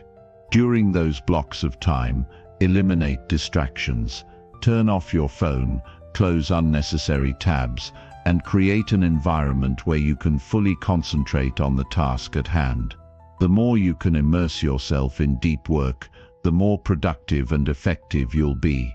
A big part of time management is learning how to say no. It's easy to get caught up in other people's requests or demands, but if they don't align with your goals, they're stealing your time. Saying no can be difficult, especially when you don't want to let people down, but it's one of the most important skills you can develop if you want to manage your time effectively. Saying no doesn't mean being rude or dismissive. It means being clear about your priorities and protecting your time. When you say no to things that don't move you toward your goals, you say yes to the things that truly matter. Another key element of effective time management is planning ahead. Each night, take a few minutes to review your schedule for the next day. What tasks do you need to complete? What meetings do you have? What deadlines are approaching? When you have a clear plan in place, it's easier to stay focused and avoid unnecessary stress. Planning also helps you anticipate challenges or obstacles, so you can be prepared for them. It's much easier to handle things when you know what's coming up, rather than scrambling at the last minute. At the same time, it's important to stay flexible. Life happens. Things don't always go according to plan. But when you have a general framework in place, it's easier to adapt when unexpected things come up. Flexibility doesn't mean abandoning your plan. It means being open to adjusting it when needed and staying focused on your overall goals. The best time managers also know when to take a step back and rest. Rest is just as important as work when it comes to managing your time effectively. When you're constantly pushing yourself to do more, you can quickly burn out. Your productivity diminishes and your creativity takes a hit. Taking regular breaks, getting enough sleep, and allowing yourself time to recharge are all essential to staying at your best. Time management isn't just about getting more done, it's about ensuring that you have the energy and focus to do it well. So don't neglect your need for rest. It's an investment in your long-term productivity and well-being. One of the most powerful tools for time management is tracking your time.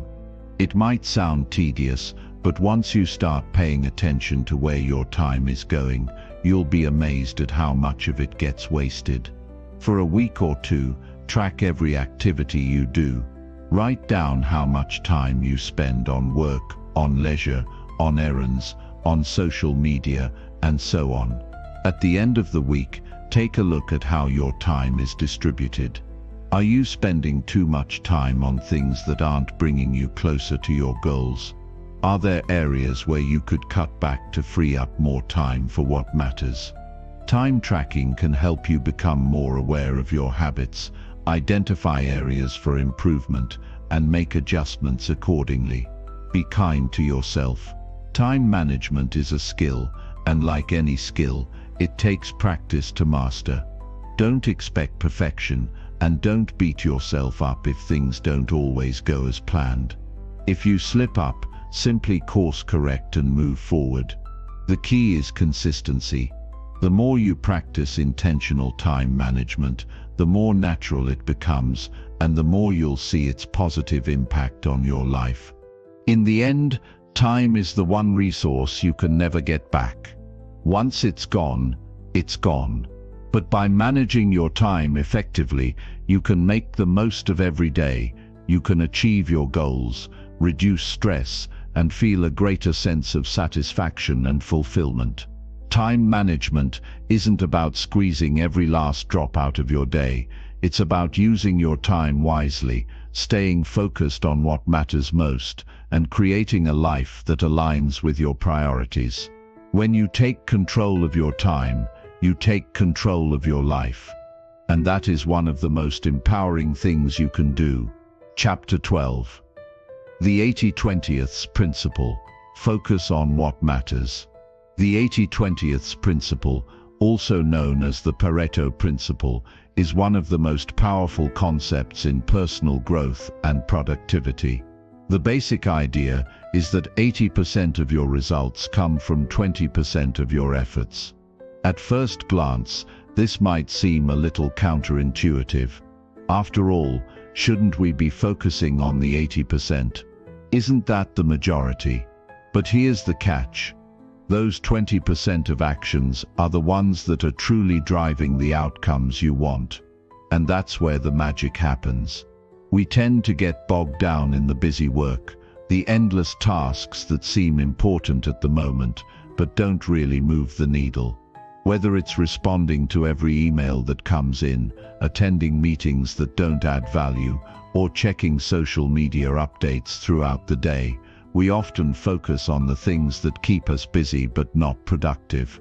The 80-20th rule teaches us to zoom out and focus on what really matters, the small fraction of things that lead to the most significant results. Think about it, in the context of your goals. Let's say you're working toward writing a book, building a business, or improving your fitness. You might have a laundry list of tasks you think you need to complete. There's always something to do, right? But if you stop for a moment and analyze what you're doing, you'll likely find that only a handful of those tasks are actually creating the progress you're looking for. Maybe writing every day, even just for a short time, is the key to completing your book. Or perhaps making sales calls and marketing your product is what will push your business forward. The rest, the fluff, the distractions, the things that feel urgent but don't lead to progress, can be minimized or even eliminated. This doesn't mean that everything else in your life isn't important. It's simply about focusing on what creates the most impact. You don't need to do everything, you need to do the right things. This principle, when applied, can radically change how you approach your daily routine. You start to shift your energy away from busy work and instead invest it in the activities that truly matter. And the beauty of it is that when you focus on the right 20%, you'll often see a disproportionate amount of success with much less effort. It's like finding the secret formula that unlocks results without burning yourself out. But how do you actually identify the 20%? This is where the real work begins. It requires a level of self-awareness and introspection that many of us don't naturally engage in. It's easy to get caught in the day-to-day rush, responding to every demand that comes your way, reacting to every email, or jumping from one task to another, without ever stopping to consider if any of it is getting you closer to your goals. To apply the 80-20th principle effectively, you have to take a step back and ask yourself which tasks are truly making a difference. Take a good look at your goals and break them down into the tasks required to achieve them. From there, it becomes about identifying the most important actions that contribute the most to your success. In business, for example, this could mean identifying the clients or customers who generate the most revenue, or finding the marketing strategies that yield the highest returns. In personal development, it might involve focusing on the daily habits that lead to growth, like practicing gratitude, exercising, or engaging in focused learning. One of the biggest challenges of the 80-20th rule is learning to say no. There's a temptation to want to do everything, to please everyone, to take on every opportunity that comes your way. But saying yes to everything means you're diluting your energy and focus, you're spreading yourself thin, and in doing so, you're reducing your ability to make significant progress on the things that matter. Learning to say no isn't about being rude or dismissive, it's about protecting your energy and your time. It's about recognizing that you can't do it all, and that's okay. In fact, it's necessary. When you begin applying the 80-20th principle, you'll start to realize that a lot of the things you've been spending time on don't need to be prioritized at all, and that's a liberating realization. You no longer have to waste time or energy on things that don't move you toward your goals. Instead, you can focus on the tasks that yield the greatest return. For instance, if you're a writer, perhaps writing a first draft is the 20% that will move your book forward, and editing can come later. If you're trying to lose weight, maybe the 20% of your efforts involves consistently working out a few times a week and tracking your meals, while obsessing over every calorie isn't as productive. One thing that's crucial to understand is that the 80-20th rule isn't always static. It isn't like you just identify the 20% once and you're done. Your 20% will shift over time as your goals and circumstances evolve. What worked for you a few months ago may not be as effective now. This is why it's important to regularly reassess where you're putting your energy and be willing to adapt your focus as necessary. The 80/20 principle isn't just a one-time strategy.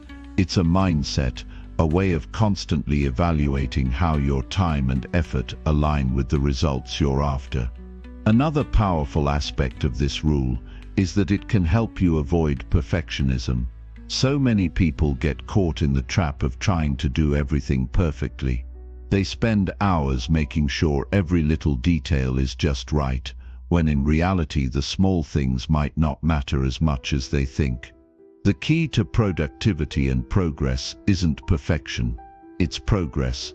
Perfectionism often paralyzes us, preventing us from moving forward. By applying the 80/20 principle, you can focus on the essential tasks and take action, even if it's not perfect. You'll also begin to see a shift in your mindset as you embrace this way of thinking. Instead of feeling overwhelmed by the sheer number of things you need to do, you'll start to feel a sense of control and clarity. You'll understand that your time is limited, and you don't have to do everything to achieve your dreams. By focusing on the most impactful activities, you'll make faster progress, reduce stress, and start seeing real results. In the end, the 80/20 principle is all about efficiency and effectiveness. It's about making smarter choices, not working harder. By identifying the small number of tasks that will lead to the biggest results, you stop wasting time on things that don't matter, and you start investing your energy where it counts.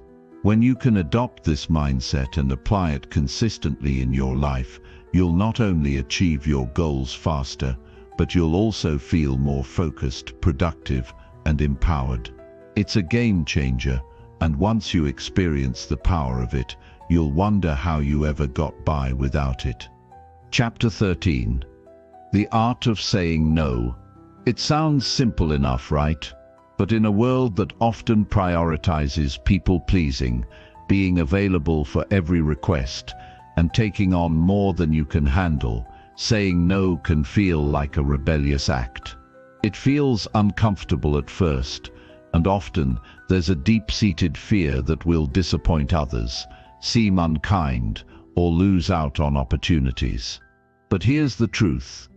Learning to say no is one of the most important skills you can cultivate in your journey toward personal growth, focus, and success.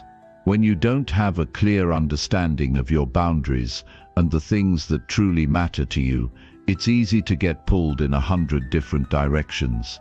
Every phone call, every email, every person who asks for your time or energy seems like an opportunity you can't afford to miss. After all, who knows what doors might open if you say yes? But what's often missed in this rush to accommodate everyone else is that every yes you say to something that isn't aligned with your goals, values, or energy is a no to something that truly matters. The first step in learning to say no is acknowledging that your time and energy are limited. You can't be everything to everyone. You can't take on every project, attend every meeting, or respond to every request without sacrificing your own well-being or your long-term goals. The reality is that every choice you make takes you one step closer to the life you want, or one step further away from it. The power to move toward your goals and away from distractions lies in your ability to make intentional choices about where to focus your time. Think about your daily schedule. How often do you fill your calendar with obligations and tasks that don't really serve your bigger picture? Maybe you're attending a meeting that could have been an email, or perhaps you're saying yes to a social gathering you don't really want to attend, but you feel guilty if you decline. In those moments, it's important to stop and ask yourself, is this the best use of my time right now? Will this move me closer to my goals, or will it take me off course? If the answer is no, then it's time to practice saying no. Saying no isn't about being rude or dismissive. It's about protecting your time and your energy so that you can devote them to the things that matter most. It's about saying yes to your priorities, your growth, and your well-being. And yes, sometimes that means saying no to others.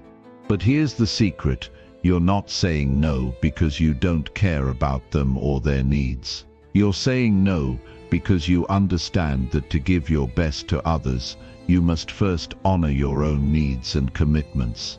It's also important to recognize that not every opportunity is the right opportunity. There's a tendency, especially in the early stages of personal growth or career building, to say yes to everything that comes your way, convinced that every opportunity is a stepping stone to something greater.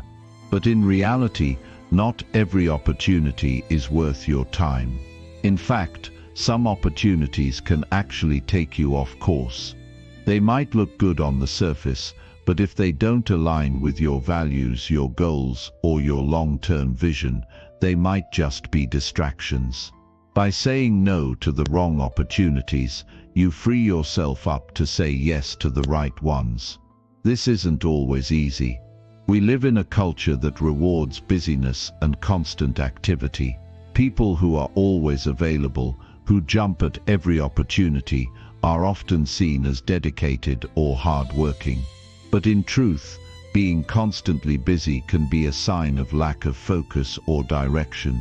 Saying yes to everything spreads you thin, leaving you with no energy, no time for deep work, and no space to focus on what's truly important. In fact, it's in the quiet moments of focus, in saying no to the noise around you, that the most powerful work gets done.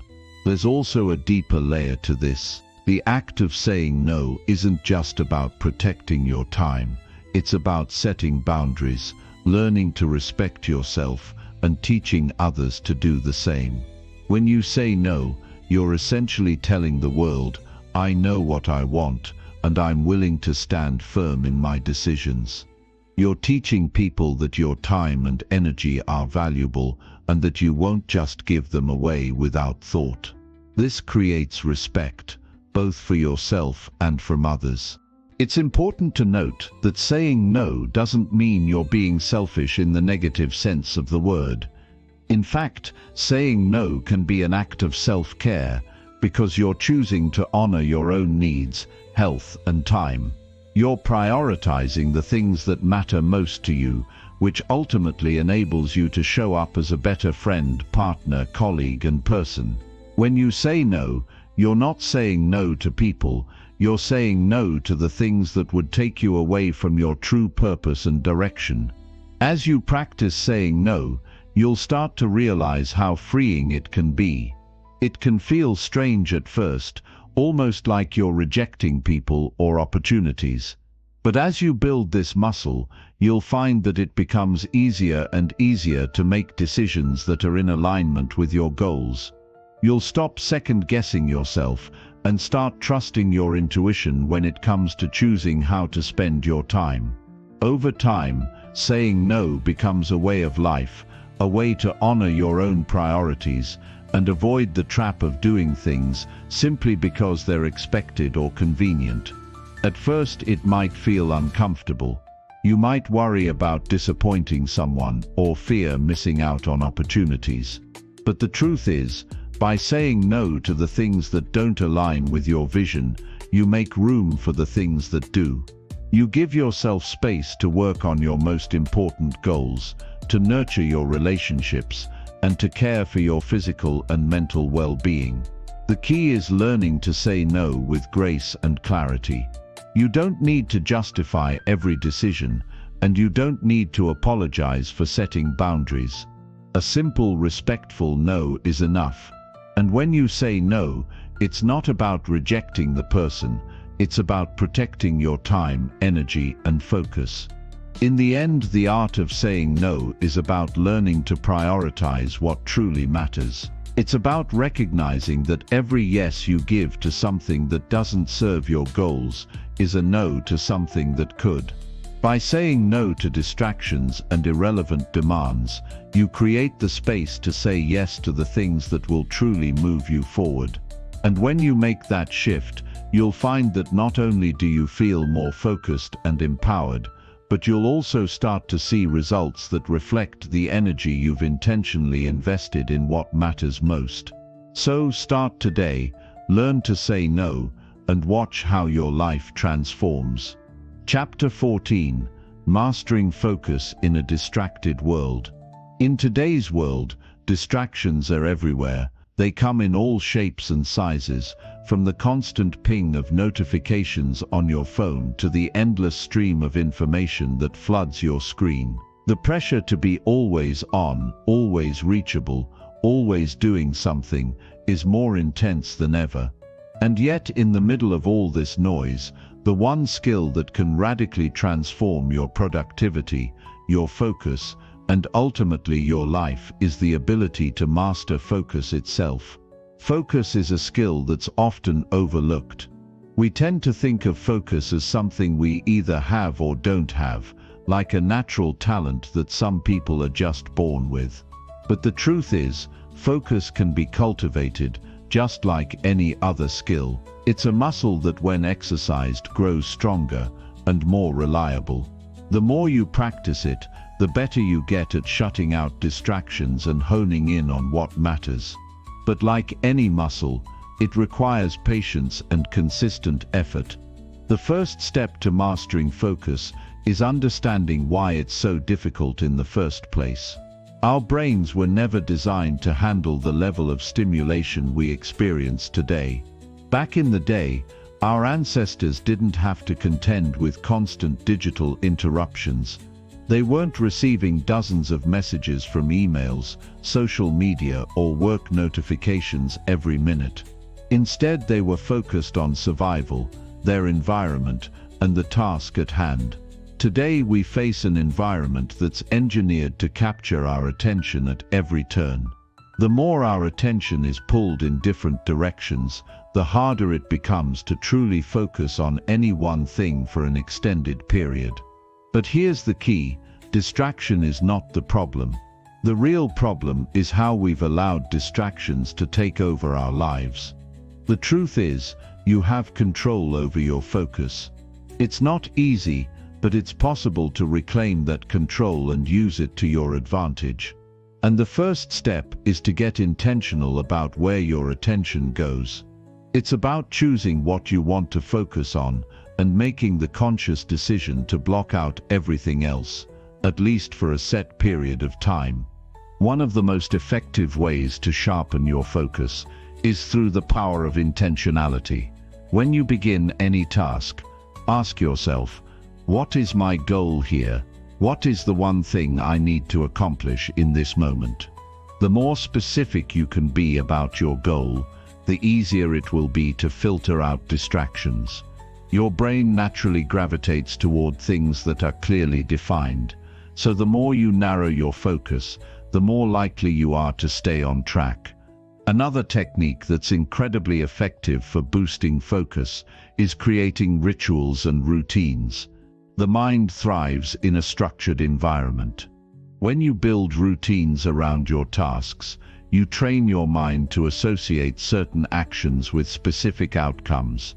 For instance, if you want to focus on deep work, create a ritual around it. This could mean setting up a specific space for work, turning off all distractions, and even setting a timer to work for a set period of time, say 45 minutes, followed by a short break. This way, your mind knows what to expect and can settle into the task at hand without unnecessary distractions. Routines are a powerful way to build momentum, and once momentum starts building, focus becomes easier. You're no longer fighting the urge to check your phone or check your email because you've set up a system that helps you stay on track. This is one of the main reasons why so many highly productive people swear by their morning routines or their work blocks of uninterrupted focus. It's not magic. It's about setting the stage for your mind to focus and then committing to the process. One of the hardest challenges in mastering focus is fighting against the constant temptation of multitasking. It's a myth that we can effectively do multiple things at once. The truth is, when we multitask, we're simply switching back and forth between tasks, which means we're actually doing them less efficiently. This constant switching can make us feel like we're being productive, but in reality, we're just spreading our attention too thin. To break free from the trap of multitasking, it's important to commit to focusing on one task at a time. This might sound simple, but in today's world, it's actually quite rare. If you're working on something important, make a commitment to yourself that for the next 30 minutes or whatever time frame works for you, you will focus exclusively on that task. When your mind starts to wander, gently guide it back to the task at hand. Over time, this practice becomes easier, and your ability to stay focused for longer periods will increase. Another thing to keep in mind is that our brains are not designed to be constantly working at full capacity. Focus isn't about pushing yourself to the limit all the time, it's about finding balance. If you push too hard too long, your focus will start to diminish. This is why taking regular breaks is so important. When you take a break, you allow your mind to recharge, so when you return to your work, you're able to focus more effectively. The key is to find the right balance of work and rest that works for you. A technique that many people find helpful is the Pomodoro technique. This method involves working for 25-minute intervals, followed by a 5-minute break. After completing 4 intervals, you take a longer break, about 15 to 30 minutes. This method works because it capitalizes on our brain's natural attention span and helps prevent burnout. It also creates a sense of urgency that can increase your focus during those 25 minutes. The structured intervals give your brain a clear start and end point, making it easier to get into a focused state. As you work on strengthening your ability to focus, you'll also notice that your tolerance for distractions begins to lower. Over time, you'll find that your ability to block out noise, whether it's a distracting thought or the hum of the world around you, becomes easier. You'll start to feel more in control of your environment and less at the mercy of external distractions. One of the most powerful tools for mastering focus is mindfulness. Practicing mindfulness allows you to become more aware of your thoughts and feelings in the present moment. When you're mindful, you can notice when your attention starts to wander and gently bring it back to the task at hand. The key is not to judge yourself when your mind drifts, but to simply notice it and refocus. This act of awareness and redirection is what strengthens your focus muscle over time. Focus is a skill that requires practice and intention. It's easy to get distracted, but the more you practice honing in on what truly matters, the more you'll find that you can accomplish. In a world full of distractions, mastering focus is one of the most valuable skills you can develop. By committing to being present, minimizing distractions, and creating structured routines that support your deep work, you'll begin to see your productivity skyrocket and your goals within reach. So, take a deep breath, set your intentions, and start practicing the art of focus today. The results will speak for themselves. Chapter 15: Leveraging Accountability for Success. We all know the feeling of setting goals, making plans, and getting excited about the possibility of achieving something great. But then, as time passes, the motivation begins to fade. The distractions start to pile up, and the enthusiasm we once had begins to dissipate. We start making excuses, and before we know it, our goals are just distant dreams. This is where accountability becomes crucial. It's that constant reminder that you're not just working for yourself, but that someone or something is watching, holding you to your commitments. It's a force that can keep you moving forward, even when you don't feel like it. It's the difference between saying, "I'll get to it later," and saying, "I need to do this now." When you have someone or something holding you accountable, you become more committed to your actions and more intentional in your decisions. But here's the thing, accountability doesn't just come from other people. While having someone in your corner, whether it's a mentor, a friend, or a colleague, can certainly help keep you on track, the most effective form of accountability is the one that comes from within. When you learn to hold yourself accountable, you become unstoppable. You begin to rely less on external forces to motivate you, and more on your own inner discipline and sense of responsibility. It's easy to say, "I'll do it tomorrow," but that's the slippery slope that leads to procrastination and self-doubt. The truth is, waiting for motivation to strike is a fool's game. Motivation comes and goes. The key to real progress is not motivation, it's discipline. And discipline is born from accountability. If you want to make progress toward your goals, you have to create a system of accountability that works for you. A great place to start is by setting clear and measurable goals. When you have a clear vision of what you want to achieve, it becomes much easier to break down that vision into actionable steps. The more specific and detailed your goals are, the easier it will be to track your progress. You're no longer working in the abstract, you're working towards something concrete. Whether it's writing a book, losing weight, building a business, or learning a new skill, the clarity of your goal will help you stay on track and make it easier for others to hold you accountable. But clarity is only part of the equation. You also need to create a system to track your progress and stay accountable to your commitments. It's not enough to say, "I'm going to do this thing." You need to break it down into smaller tasks, set deadlines, and make sure you're checking in on your progress regularly. If you're not measuring your progress, how will you know if you're moving in the right direction? One of the simplest ways to build accountability is through regular check-ins. This can be with yourself or with someone else. You don't have to report to someone every day, but setting a schedule for progress updates, whether weekly, bi-weekly, or monthly, can help you stay on track. If you're working on a long-term project, like writing a book or starting a business, it's easy to lose sight of how far you've come. Regular check-ins remind you of your progress and keep you motivated to continue pushing forward.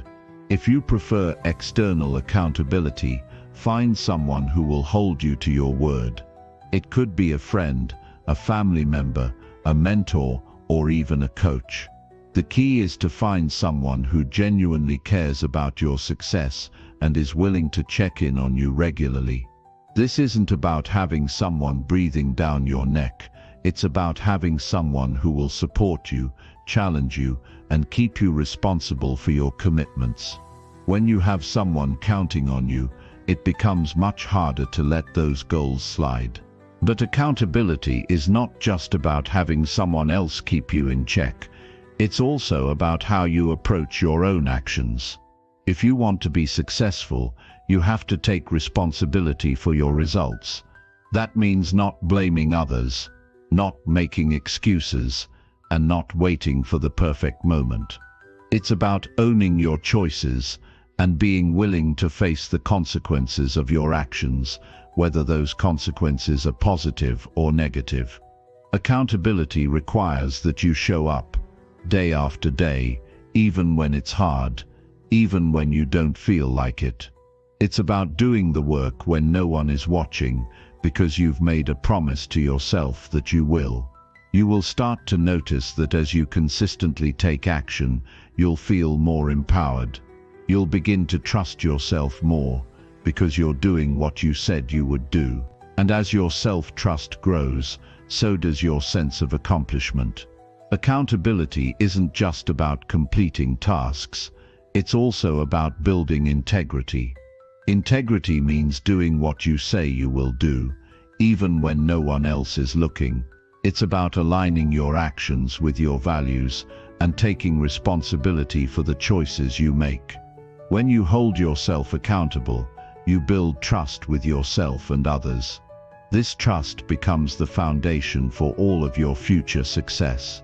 But here's the catch: accountability can't be forced. It's something that has to come from within.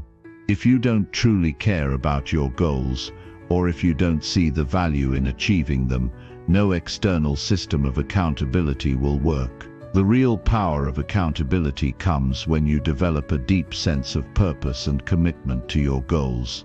When you are clear on why you're doing something, accountability becomes less of a chore and more of a natural byproduct of your determination to succeed. Another key aspect of accountability is understanding that it's not always going to be easy. You will have days when you fall short, when you miss a deadline, when you feel like giving up. That's normal. What matters is how you respond when that happens. Will you let one setback derail your entire plan? Or will you take responsibility for the mistake, learn from it, and move forward? Holding yourself accountable means accepting that mistakes are part of the process and using them as opportunities to grow and improve. One of the best ways to build accountability is to create a public commitment. When you tell others about your goals, you are more likely to take them seriously. Public commitment raises the stakes because now other people are aware of what you're working toward. This can be incredibly motivating. Whether it's sharing your goals with a group of friends, posting your progress on social media, or even telling your boss about your plans, having others know what you're doing adds a layer of responsibility. It makes you less likely to quit because you don't want to let others down. Accountability isn't about punishment, it's about encouragement. It's about creating a system that keeps you motivated, on track, and inspired to keep moving forward. The more you hold yourself accountable, the more you will realize that the power to achieve your goals is entirely in your hands. You can create the life you want, but it requires consistency, responsibility, and a deep sense of commitment. With accountability as your ally, there's nothing you can't accomplish. Chapter 16. Transforming fear into fuel.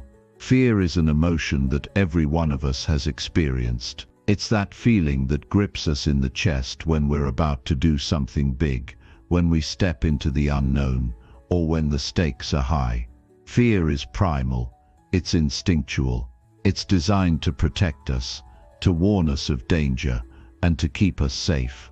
But here's the thing, while fear is a natural and necessary part of being human, it doesn't have to control us. The key is learning how to transform that fear into something useful, something powerful. Instead of allowing fear to stop you in your tracks, what if you could use it as fuel to drive you forward? This is one of the most important shifts you'll need to make on your journey to success. When we think about fear, we often think of it as something negative. We picture ourselves frozen in place, paralyzed by doubt and uncertainty. We tell ourselves that fear is a signal to stop, to avoid the thing we're afraid of, and to seek safety. But what if we shifted our perspective? What if we viewed fear not as something to run away from, but as something to lean into? When you start to see fear as a signal that you're on the edge of growth, you'll realize that fear isn't the enemy, it's the ally you've been waiting for. Think about the moments in your life when you've been most afraid. Maybe it was the first time you did something big and bold, like giving a public speech, asking for a promotion, or starting a new project. The fear you felt in those moments wasn't necessarily a sign that you were doing something wrong. It was a sign that you were about to do something right.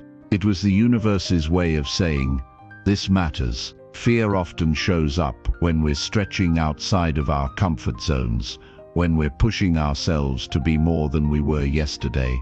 This doesn't mean that fear disappears once we've achieved something. No, fear is always there, lurking in the background, waiting to make an appearance when we're faced with new challenges. But instead of fearing the fear, you can learn to see it as a signal that you're doing something significant, something worthwhile. When fear arises, it's often a sign that you're taking risks, that you're on the edge of breaking through to the next level. The key to transforming fear into fuel is understanding that fear is not an indication of failure. In fact, it's often the opposite. It's a sign that you're doing something right. You're pushing yourself to grow, to learn, and to evolve. Fear shows up because you're about to do something that matters, and the more you embrace this truth, the less power fear will have over you. One of the most effective ways to deal with fear is to reframe it. Instead of seeing fear as something negative, try seeing it as a tool. When you reframe fear, you stop allowing it to control you. You stop viewing it as a roadblock and start seeing it as a springboard. Fear becomes a catalyst for action instead of a reason to freeze. When you begin to reframe fear, you're telling yourself, "I'm not afraid of fear. I'm going to use this fear to propel me forward." Another powerful way to transform fear into fuel is by taking action despite it. Fear doesn't disappear because you wait for it to go away. In fact, the longer you wait, the bigger and scarier the fear feels. But when you take action in spite of fear, you prove to yourself that you're stronger than your fears. Each step you take, while feeling afraid, is a victory. The more action you take, the more the fear shrinks, and the more your confidence grows. Imagine standing at the edge of a cliff, looking down into the unknown. The fear you feel is real. It's your body's way of telling you that you're about to take a leap of faith. But instead of stepping back, instead of retreating, you take that step forward. You leap. And in that moment, the fear doesn't go away, but you realize that you can still move forward with it. You realize that fear doesn't have to hold you back. It can be the very thing that propels you into new experiences and opportunities. Fear often has the power to distort our perception. It makes us believe that the worst-case scenario is inevitable. It magnifies the risks, the dangers, and the potential for failure. But in reality, most of the things we fear never come to pass. The fear of failure is often worse than the failure itself. When we allow fear to control us, we limit ourselves. We hold ourselves back from trying new things, from seizing opportunities, and from reaching our full potential. But when we confront that fear head-on, when we face it and keep moving forward, we realize that the worst-case scenario is rarely as bad as we imagined. One of the most powerful shifts you can make is to stop viewing failure as something to avoid at all costs. Failure isn't the end, it's part of the process. It's a lesson, an opportunity to learn, grow, and improve. If you fear failure, you'll never take the risks that are necessary for success. But when you embrace failure as part of the journey, you're free to take action without fear of what might go wrong. You begin to see failure not as a failure, but as a stepping stone on the path to success. There's a quote by one of the greatest thinkers of our time, Ralph Waldo Emerson, that perfectly sums up the idea of transforming fear into fuel. Do the thing you fear, and the death of fear is certain. When you face your fears, when you do the very thing that scares you, fear loses its power. It's like a shadow that disappears the moment you step into the light. And once you've taken that leap, once you've confronted your fears head-on, you'll look back and realize that the fear you once felt was just a passing moment, something that never truly had the power to stop you. So the next time fear arises, don't run from it. Don't hide from it. Lean into it. Ask yourself, what is this fear trying to tell me? How can I use this fear to fuel my next step? And then take that step, because the truth is, the only way to break through your fears is to take action in spite of them. The more you do this, the more fearless you'll become, and the more success you'll unlock. Fear is a signal, not a roadblock. It's a reminder that you're on the verge of something big, something important. When you learn to transform that fear into fuel, there's no limit to what you can achieve. Chapter 17. Rewiring your brain for success. Rewiring your brain for success isn't just about learning new habits or setting bigger goals. It's about completely shifting the way you think, act, and perceive the world around you. The mind, in all its complexities, is not a fixed entity. It has the incredible ability to adapt, grow, and evolve. Every time you take on a new challenge or push yourself beyond your comfort zone, your brain is creating new pathways. This is the power of neuroplasticity, the brain's ability to reorganize itself by forming new neural connections. With this understanding, you can literally reshape the way your brain works in a way that promotes success. The first step to rewiring your brain is to realize that your current thoughts and beliefs are not necessarily truths. They are simply habits. Habits, both good and bad, are patterns your brain has formed over time. They are comfortable and automatic. When we engage in certain behaviors repeatedly, our brains form a neural connection, reinforcing those behaviors as normal or necessary. This is why, if you've been stuck in a cycle of procrastination, fear, or self-doubt, it can feel almost impossible to break free. The brain has become so accustomed to those patterns that it feels like they are an essential part of who you are. But here's the good news. Just as your brain learned these habits, it can unlearn them.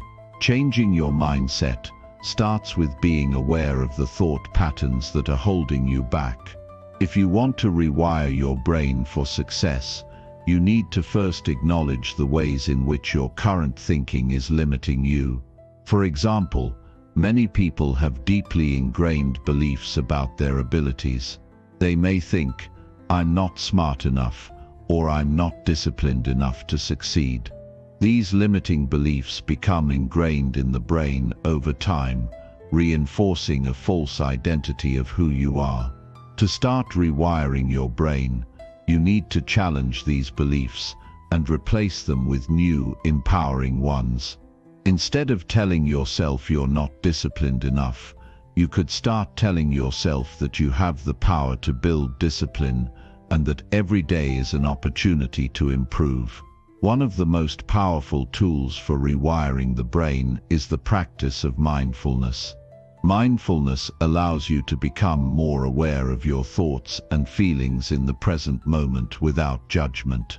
By cultivating mindfulness, you can begin to notice when negative or limiting thoughts arise and choose not to engage with them. This act of observing your thoughts without judgment helps you create some distance between yourself and those thoughts, allowing you to choose more constructive responses. Instead of immediately falling into the pattern of self-doubt, you can begin to shift your mindset by choosing to respond with optimism, determination, and self-compassion. Another essential practice for rewiring your brain is visualization. Visualization is not just about imagining a successful outcome. It's about vividly experiencing the emotions, the process, and the environment that will help you achieve your goals. When you vividly imagine success, you activate the same neural pathways as if you were actually experiencing that success. Your brain doesn't know the difference between real and vividly imagined experiences. So when you visualize your success, you're actually training your brain to feel confident, capable, and motivated to take action. Visualization creates a mental roadmap for your success, helping your brain focus on the possibilities instead of the obstacles. In addition to mindfulness and visualization, one of the most effective ways to rewire your brain is through consistent, small actions. The brain thrives on repetition. The more often you repeat an action, the stronger the neural connections become. This is why it's essential to develop daily habits that align with your goals. If you want to rewire your brain to believe that you are disciplined, you need to consistently take small disciplined actions every day. It could be something as simple as making your bed every morning, setting a timer for focused work, or committing to a daily exercise routine. These small actions may seem insignificant at first, but over time, they help build momentum and strengthen the neural pathways that support your success. One of the most profound ways to rewire your brain is by changing the way you speak to yourself. The language you use, both internally and externally, shapes your reality. When you constantly tell yourself, "I can't," "I'm not good enough," or "this is too hard," you reinforce the belief that you are powerless. On the other hand, when you speak to yourself with encouragement, compassion, and determination, you change the way you see yourself. Instead of saying, "This is too difficult for me," try saying, "This is a challenge, and I'm capable of overcoming it." Repeating empowering statements can reprogram your subconscious mind and strengthen your belief in your ability to succeed. It's important to remember that rewiring your brain for success is not a quick fix. It takes time, patience, and consistent effort. But every small change you make compounds over time. Each time you challenge a limiting belief, take consistent action, or speak to yourself with encouragement, you're strengthening the neural pathways that support your success. The more you reinforce these positive habits, the easier it becomes to think, feel, and act in ways that are aligned with your goals. Another aspect of rewiring your brain for success is learning to embrace discomfort. Growth happens when we push ourselves beyond our current limitations, and discomfort is an inevitable part of that process. If you're not feeling discomfort, you're probably not growing. The brain is naturally inclined to seek comfort, but if you want to achieve extraordinary results, you have to get comfortable with discomfort. Whether it's pushing through a challenging workout, having a difficult conversation, or taking on a project that scares you, embracing discomfort is one of the most effective ways to rewire your brain for success. When you can face discomfort with resilience and courage, you reinforce the idea that you are capable of handling challenges, no matter how difficult they may seem. Rewiring your brain also involves cultivating a mindset of gratitude. Gratitude has been shown to have a profound effect on the brain, increasing levels of dopamine and serotonin, the feel-good chemicals that promote happiness and well-being. When you focus on what you're grateful for, you shift your brain's attention away from what's lacking or going wrong, and instead focus on what's going right. Gratitude helps you maintain a positive outlook, even in the face of challenges. It's a powerful tool for rewiring your brain to focus on abundance, not scarcity. As you continue on this journey of rewiring your brain for success, remember that you are in control. The thoughts you think, the actions you take, and the words you speak all have the power to reshape your brain. It may feel slow at times, but with each step you are creating new neural pathways that support your growth and success. Rewiring your brain isn't about perfection, it's about progress. And every day that you take intentional steps toward your goals, you are rewiring your brain to believe that success is inevitable. Ultimately, rewiring your brain for success is about creating a new belief system. You have the power to shape your reality by changing the way you think. And as you begin to believe in your ability to succeed, you'll start to take more confident, bold actions. Your brain will work in your favor, not against you. You'll begin to see opportunities where once there were only obstacles. And most importantly, you'll realize that success isn't just something you achieve, it's something that you create every single day through the power of your thoughts, beliefs, and actions. Chapter 18. The Power of Reflection and Self-Assessment. Reflection and self-assessment are crucial parts of the process of personal growth and success, yet they often get overlooked in the hustle of daily life. So many of us are caught up in the drive to do more, achieve more, and move faster that we forget the value of slowing down and taking a moment to reflect on where we've been, what we've learned, and where we're headed. If you want to build a life of intentional success, it's essential to create space for self-reflection and honest self-assessment. This practice doesn't just help you understand where you are, but it also helps you clarify where you're going and how to get there with purpose. When we take time to reflect, we engage in a process that forces us to be honest with ourselves. It's easy to fall into the trap of thinking that we're doing everything right, especially when we're caught in the excitement of our goals. But without honest reflection, it's easy to miss out on opportunities for growth or to make the same mistakes over and over. Reflection helps us take stock of what we're doing well and where we might be missing the mark, offering us the wisdom and clarity to move forward in a more focused, intentional way. To reflect effectively, we need to look at our progress, not just in terms of outcomes, but also in terms of the process. It's easy to focus on the end result, the completed project, the achievement of the goal, or the recognition of success, but true growth comes from the journey. When you take time to reflect on the process, you open yourself up to understanding what worked, what didn't, and why. This insight is invaluable because it allows you to adapt and refine your approach as you go. If you've been consistently doing things one way and not seeing the results you want, it's time to stop and reflect. Ask yourself, why isn't this working? What could I be doing differently?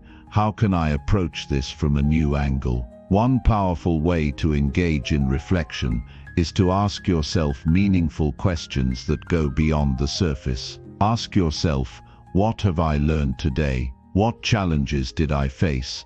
And how did I respond to them? Where did I step out of my comfort zone? What actions have moved me closer to my goals?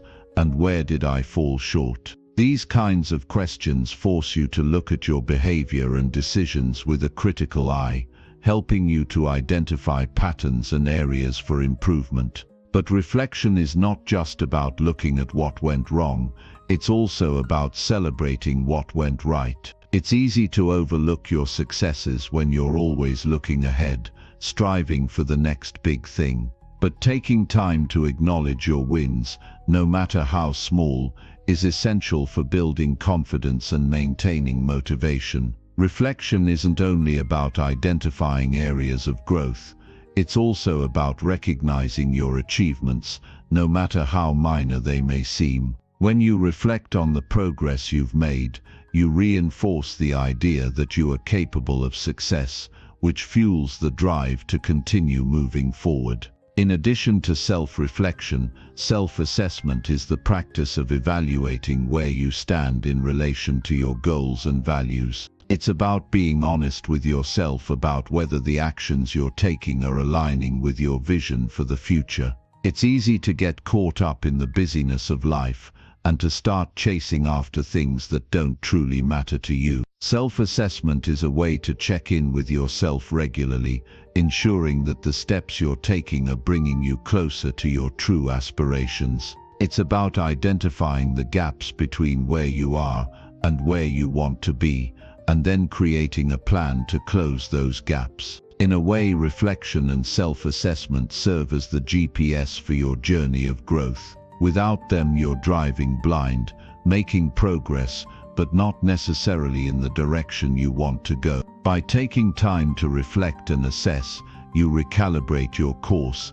and ensure that you're heading toward your true north. These practices give you the clarity and direction you need to stay focused and motivated, even when the road gets tough. One of the challenges of reflection is that it can be uncomfortable. When we take an honest look at our lives, it's easy to focus on the things we wish we had done differently, the mistakes we've made, or the things we haven't yet accomplished. It's important to remember that self-reflection is not about self-criticism. It's not about beating yourself up for what you didn't do, but rather about learning from those experiences and using them as stepping stones for growth. This shift in perspective is essential because it allows you to see failure and setbacks as opportunities, not obstacles. Self-assessment also requires you to be accountable to yourself.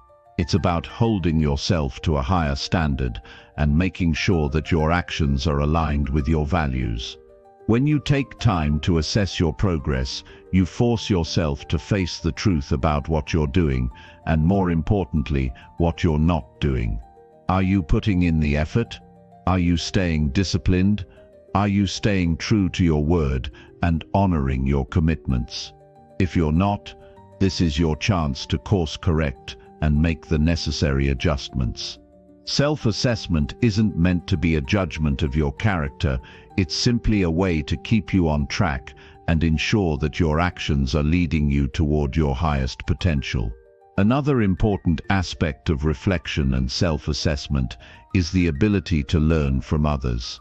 While it's essential to be honest with yourself, it's equally important to seek out feedback from others. Whether it's a mentor, a friend, or a colleague, feedback provides an outside perspective that can help you see things you might have missed. Sometimes we are too close to our own situations to recognize where we're falling short or where we could improve. Having someone else offer constructive criticism can be a powerful tool for growth. When you're able to receive feedback without taking it personally, you open yourself up to a wealth of knowledge that can help you move forward. As you continue to reflect and assess, remember that this is an ongoing process. It's not something you do once and forget about. It's a continuous cycle that helps you evolve and adapt. The more regularly you reflect and assess, the more you will strengthen your ability to make intentional, thoughtful decisions that align with your goals. And as you do this, you'll find that your actions become more purposeful, your mindset more focused, and your journey towards success more intentional. At the end of the day, reflection and self-assessment are not about perfection, they're about progress. They help you stay on track, learn from your mistakes, celebrate your wins, and keep moving toward the life you want to create. If you truly want to grow and succeed, it's essential to make time for these practices. The more you embrace reflection and self-assessment, the more you'll understand yourself, your motivations, and your potential. You'll begin to see that every experience, whether good or bad, is a lesson that brings you closer to your goals. And through this process, you'll learn to become the best version of yourself, not just in terms of your achievements, but in the way you show up for yourself and others. Chapter 19. The long-term view, patience and persistence. When you're striving for success, it's easy to become fixated on the short-term goals, the immediate results, the hustle of the day-to-day grind. We live in a world that's obsessed with speed, instant gratification, and quick fixes. But one of the greatest misconceptions about success is that it's something that happens overnight, that you can somehow achieve all your dreams in a few weeks or months. In reality, true success is built over time. It's a long-term process that requires patience, persistence, and an unwavering commitment to your vision. This is where the long-term view comes in, developing the ability to see beyond the immediate obstacles, delays, and setbacks, and focusing on the bigger picture of what you're ultimately trying to achieve. Success isn't a sprint, it's a marathon. It's not about quick wins, but about steady, consistent progress over a period of years.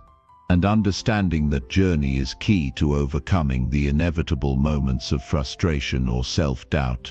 There will be times when you're not seeing the progress you want, when you feel like you're stuck or not moving fast enough, but it's in these moments that you have to remind yourself that this is part of the process. The road to success is not linear. It's full of ups and downs, twists and turns and detours, and that's okay. What matters is that you stay on the road, even when it feels like you're not getting closer to the finish line. When you develop a long-term view, you start to appreciate the value of persistence. Success is rarely about a single moment or breakthrough. More often, it's about the cumulative effect of small, consistent actions over time. It's easy to get discouraged when you don't see immediate results, but the truth is that real growth takes time. Each small step you take, even when it feels insignificant, is moving you forward. If you look at the bigger picture, you'll see that those small, seemingly insignificant actions are adding up. Over time, they become the foundation of your success. Another important aspect of developing a long-term view is accepting that the road to success is rarely a straight line. There will be setbacks, failures, and moments where you question whether it's all worth it. But it's in those moments that you have to remind yourself that every setback is an opportunity to learn. Failure is not the end. It's simply a lesson that brings you one step closer to your goal. When you view challenges and obstacles as stepping stones rather than roadblocks, you can maintain a positive, forward-moving momentum even when things don't go according to plan. One of the challenges of taking a long-term view is dealing with impatience. In a world that's driven by instant access and quick results, patience can be a rare commodity. But patience is a muscle that needs to be cultivated. The more you practice patience, the easier it becomes to stick to the path, even when the rewards seem distant. The key to developing patience is understanding that the process itself is valuable. Every experience, every challenge, every success along the way is a part of the journey. It's not just about getting to the end, it's about what you learn, how you grow, and who you become along the way. In a world that's constantly urging us to do more, be more, and achieve more, the long-term view helps us stay grounded in what really matters. It's about taking the time to build a foundation that will sustain your success for years to come, rather than seeking out temporary fleeting rewards. When you focus on the long term, you start to prioritize the actions and habits that will serve you over the course of your entire life, rather than the quick fixes that might offer temporary satisfaction but leave you feeling empty in the long run. The long-term view is also about being flexible with your goals. Life is unpredictable, and sometimes things don't go according to plan. You might encounter setbacks, change your priorities, or realize that the goals you once set for yourself no longer align with who you are. The beauty of a long-term view is that it allows you to adapt and evolve. It's not about rigidly sticking to one path, but about staying connected to your overall vision and making adjustments along the way. The process of growing and learning never truly ends, and the long-term view keeps you open to new possibilities, new opportunities, and new directions that you may not have seen before. One of the best ways to build a long-term view is to establish long-term habits. Short-term motivation might get you started, but it's the daily habits and routines that will keep you moving forward in the long run. It's easy to get excited about a new project or goal, but excitement fades and motivation wanes. What keeps you going when the excitement dies down is the daily discipline of showing up, putting in the work, and staying committed. When you establish habits that are aligned with your long-term vision, you create momentum that will carry you through even the toughest times. And this is where consistency becomes your greatest ally. Consistency is not about perfection, it's about showing up every day, even when it's hard, even when you don't feel like it. Consistency is what separates those who succeed from those who give up. It's not the people who have the most talent, the biggest breakthroughs, or the quickest results who achieve lasting success. It's the ones who keep going, day after day, regardless of the circumstances. They keep putting in the work, and over time, that work adds up. It's important to remember that success doesn't happen in a vacuum. It's not just about you, it's about the people around you, the relationships you build, and the impact you have on others. When you develop a long-term view, you start to see the bigger picture of how your actions and decisions affect not just your own life, but the lives of those around you. You start to build a legacy, not just of success but of meaning and purpose. It's about leaving behind something that lasts, a life that has made a difference, a journey that has had an impact on others, and a path that others can follow. When you adopt the long-term view, you shift from a mindset of scarcity to one of abundance. In the short term, it's easy to feel like you're running out of time, resources, or opportunities. But when you focus on the long term, you realize that there is plenty of time, plenty of room for growth, and plenty of opportunities if you're willing to put in the work. You stop focusing on what you don't have and start appreciating what you do have. This shift in perspective is incredibly powerful, as it allows you to stay motivated, focused, and grateful for the journey you're on. True success comes from patience, persistence, and a long-term commitment to your vision. It's about staying the course, even when things get tough. It's about showing up every day, doing the work, and trusting that, over time, your efforts will pay off.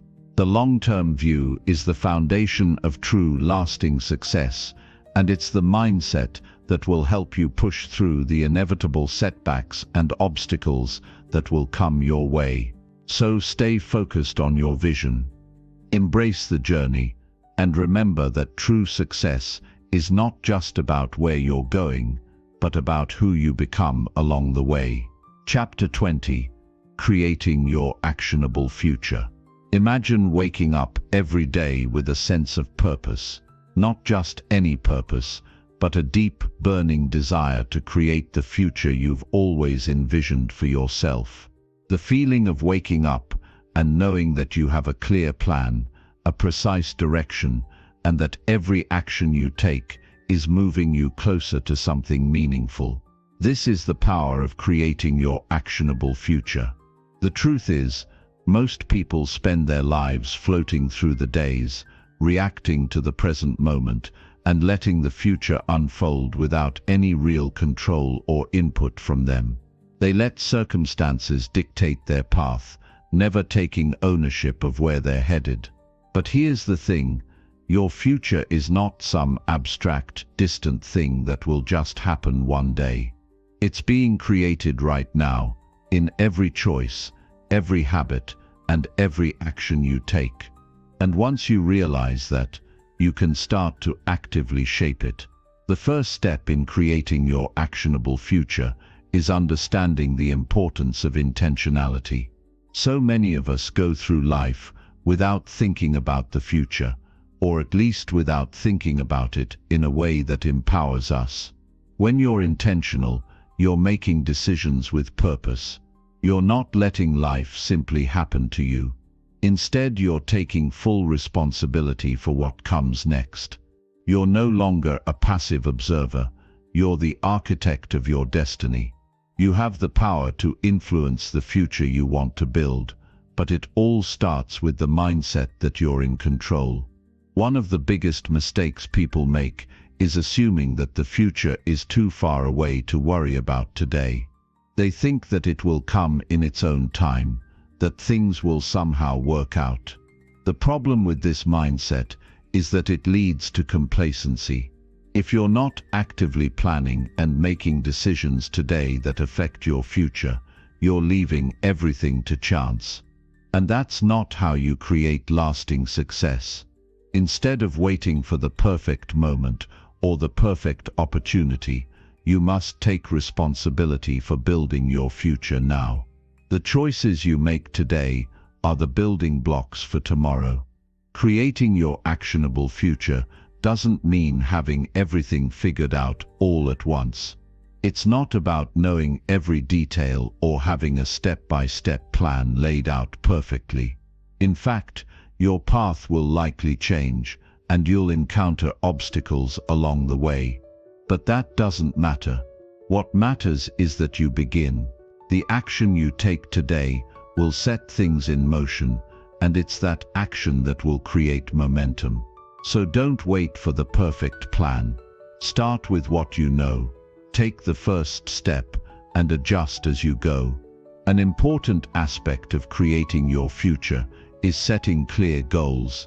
And these goals need to be more than just vague ideas. They need to be specific, actionable, and aligned with your deeper values.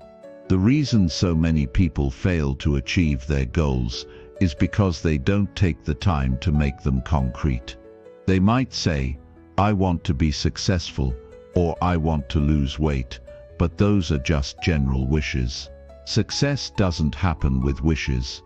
It happens with clarity and intention. So take the time to define what success looks like for you. Break it down into measurable, actionable steps. Create a vision for the future that excites you, and then break that vision into small, manageable goals that you can work toward every day. Once you have your goals set, the next step is to create a daily plan of action. This is where most people falter. They don't make the transition from dreaming to doing. But without action, dreams are just wishes. To make your future actionable, you need to develop habits that align with your goals. Every action you take should be moving you closer to what you've set out to achieve. And this means that consistency is key. It's not enough to take action one day and then let it slip the next. Building your future requires consistent, daily effort. In the beginning, this will feel hard. It's natural. You won't see immediate results, and you might even question whether it's worth it. But this is where most people give up. They don't see the connection between their efforts and their goals because the results aren't immediately apparent. But here's the thing, results take time to materialize. The success you'll eventually see is a reflection of the consistent small actions you took day in and day out.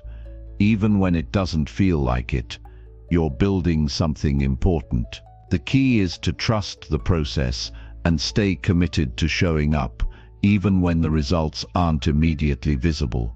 Another key element in creating your actionable future is learning how to adapt and adjust. The world changes constantly, and you will face unforeseen challenges and shifts in direction. Your original plan might not always work out as expected. That's okay. The ability to adapt is one of the most powerful skills you can develop. If something isn't working, don't be afraid to tweak your approach, adjust your strategy, or shift your goals. Flexibility is essential when it comes to creating a future that you're proud of. The important thing is to stay focused on your overall vision and keep moving forward, even when the path isn't as straightforward as you'd like. In order to keep creating the future you want, it's essential to reflect on your progress regularly. Every few months, take a step back and assess where you are. Are you moving closer to your goals? Are you taking the actions necessary to achieve the future you want? Reflection allows you to course correct when needed and helps you stay aligned with your values and vision. It's easy to get off track without this regular check-in. By making reflection a part of your process, you ensure that you remain focused on your long-term goals and keep making the necessary adjustments to move forward. Finally, one of the most powerful tools in creating your actionable future is the ability to visualize it. When you can see your future clearly in your mind, it becomes easier to take the steps necessary to get there. Visualization helps you stay focused on your goals and reminds you of the bigger picture. When things get tough, or when you feel discouraged, a clear vision of your future can act as a beacon, guiding you through the challenges. It serves as a constant reminder of why you're putting in the effort and what's waiting for you on the other side. Creating your actionable future requires you to take full ownership of your life and your choices. It's about no longer being a passive participant, but a proactive creator.